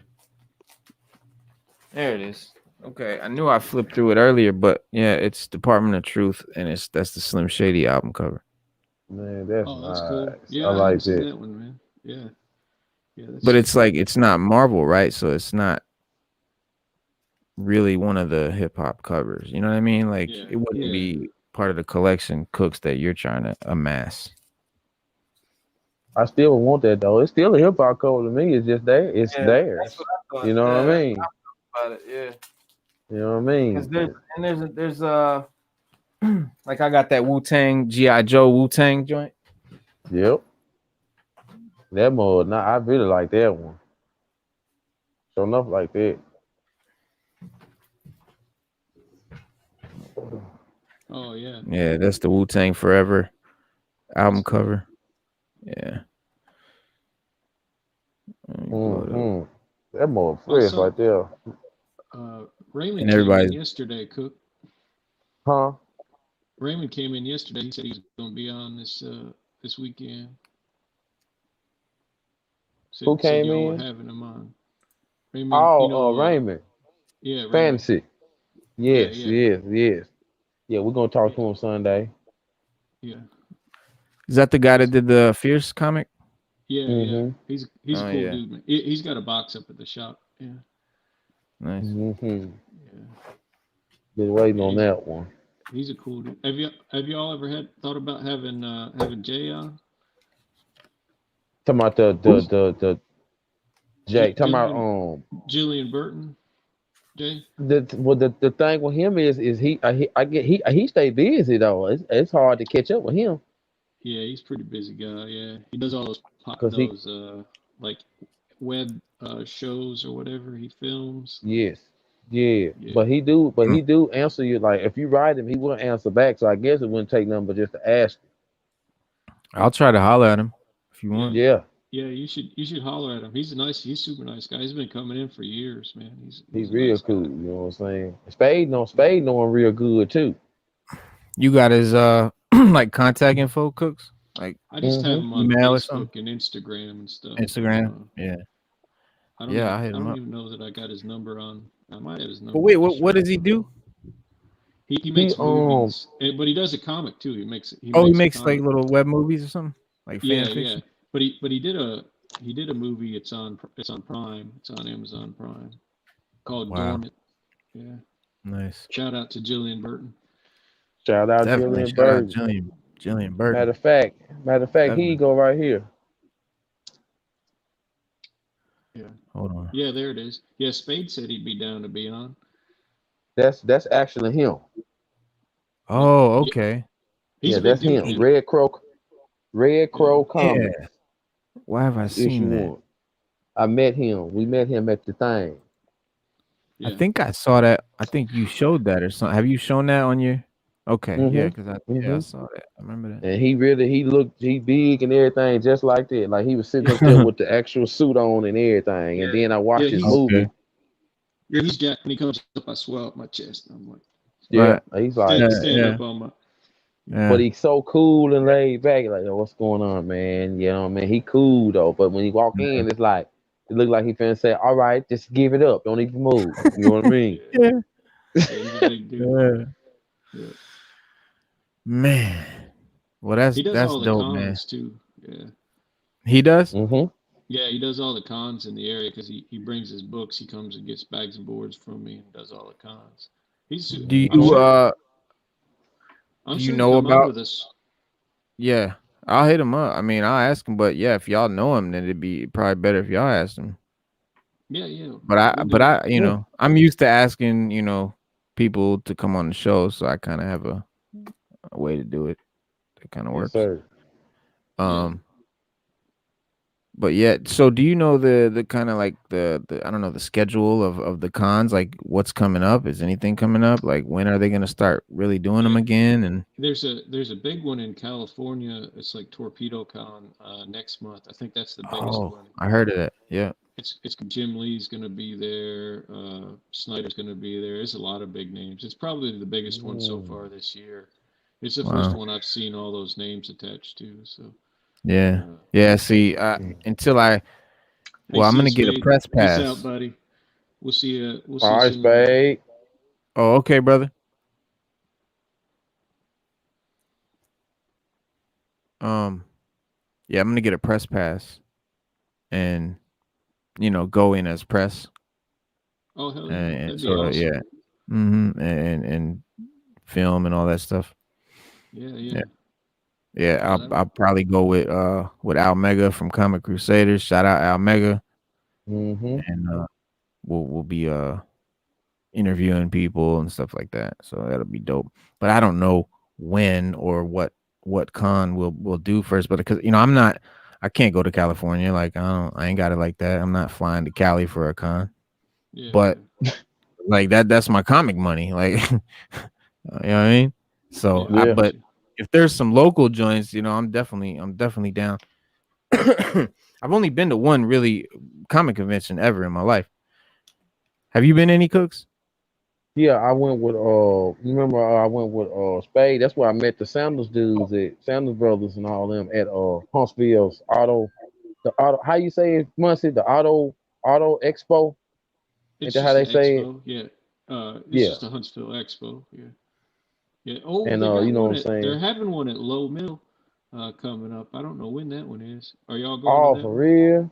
I didn't Yeah. even know they was having one. I know Yeah. we going to go to the one in Mississippi coming up at around the end of this month. Yeah, there's one in Low Mill. I think it's in August. It may be sooner than Oh, that. Yeah. I think Raymond was telling me about it this week when he came in. okay. Uh, Low Mill, that's a cool place to go, man. yeah, That's a it's pretty cool chill, place to man. go. I Yeah, it's love pretty Low chill. Mill. I did one of my first on the spot interviews there. A friend of mine that was doing a performance, he was throwing a show and he had different artists there. And I got to walk around. I didn't know all that was part of it. Like they got booths where people sell stuff like a flea market. Yeah. And you can find anything. And then they got like painting classes and all type of stuff. Like it's a great place to go. Yeah. Well, I'm gonna jump off, y'all. Yeah, I'm All about to right. shut it It's down. good We BSing, man. yeah, we've been up here for 3 hours and 20 minutes. That's a record. That's a That's insane. record. I That's a couldn't record. I That's the couldn't believe longest I've y'all were ever. still on. I got done eating and I was like, damn, they're still on. I'm gonna jump on. Yeah, sometimes you just get to going and talking, but it's cool, man. We're gonna shut it down. But yeah, man, thank y'all for coming, man, and hanging out. Yeah, no problem. It's good to Comic see you That's three, dudes, what's man. up. man. Everybody popped in, and you know what I mean. It's what it Yeah, is. yeah, All man. right, That was the Munson. whole. I see you tomorrow. All right, we'll see you All tomorrow. right, Yeah, y'all. we'll holler at you tomorrow. Give you the word. Show you what's up. Definitely, Maybe I got a definitely. poster or two in there you want, man. So Yeah, man. yeah. Definitely.